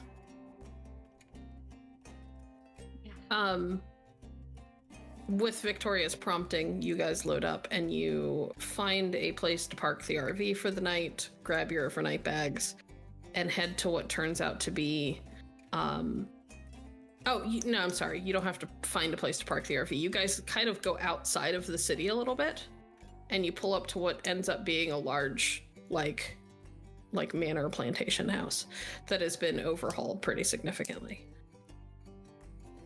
Victoria, you never told me that you had a sugar daddy. Jesus. I guess. I'm not after his money, though. Do you think he has a laundry room I'm allowed to use? I think so, yeah. I've been told I should wash my clothes. Do you not wash your clothes? I don't often have time to. There I are drive a lot. laundromats everywhere. I know laundromats are a thing, I just don't often have time to use them. Oh my Or god, coins.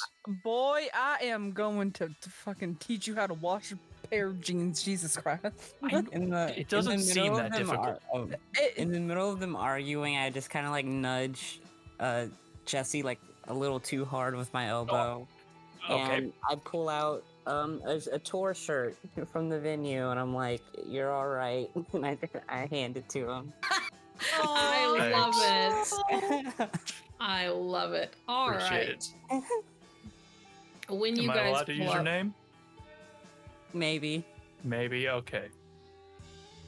We'll stick with So- somebody until I am allowed I'll to stick then. with somebody. Yeah. You guys pull up, and as you're pulling up, a handsome older man with dark salt and pepper hair kind of steps out onto the front porch, and he is holding what looks like a glass of bourbon in one hand, and he just sort of leans against one of the pillars, and he's smiling at first until he notices, whoa. Fucking god. He's smiling at first until he notices. Okay, sorry. That's all right. He's leaning against one of the pillars, and he is smiling at first until he notices how rough Viktoria looks, but also how dressed up she looks. And he looks like he's not entirely sure how he's supposed to react, so he just sort of... And then he notices that she seems like she's staggering a little bit, and like she's got to be propped up. And he sets the drink aside, and he walks out rather quickly to where she is and just scoops her up into like a Princess Gary. Yeah, I Here's wrap a- my arms around him and I missed you. Miss you too, Shaw. Let's go. And he'll kind of lead the way inside. Inside, you are met with a younger man who looks like he could be like a younger version of who you now assume is Dietrich. They don't look exactly alike, but he looks like he could be a younger version of him. He looks like he's maybe 19. And he's like, all right. Aware that Dietrich has children? Dietrich does not have children. He does, however, have a much younger brother. That he very recently met and has kind of taken in. What little you know is that this kid spent most of his life in the system until Dietrich found him. Oh, okay. But he kind of greets the rest of you, points out where the kitchen is, points out like where the spare rooms are, says you guys can take whatever rooms you want. Makes note that there is dog food, like really nice high-end dog food in the kitchen for Gozer. You can help yourself to whatever food is available, and that every room has its own private bath. So you all are welcome to relax and get pampered and feel better. All right. I have one more thing and then I swear we're done. Sorry that we went a little bit over. Rosanna. As you are settling in for the night, you have your laptop and you're just doing your general check-ins, trying to see what's going on, and you have a new email. From Peter. I open it almost immediately.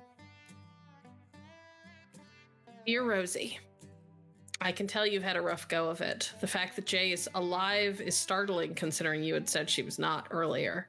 The fact that she came to you after the destruction of life that happened, I'm not sure it would be wise to trust her, especially if she seems not herself. For V, Z, and A, give them space, but let them know you're there. If this is a great shock to them, as great a shock to them as it is for you, then it is certainly time to be supportive of each other. I'm well. I've been working for the past few days now.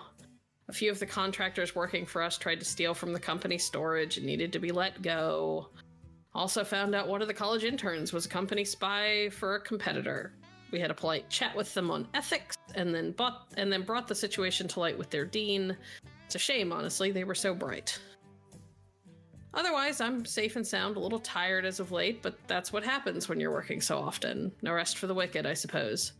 I'll try to send you a voice message when I get time. Sincerely, Peter. And that, ladies and gentlemen, is where we are going to end for the night. Thank you for joining us.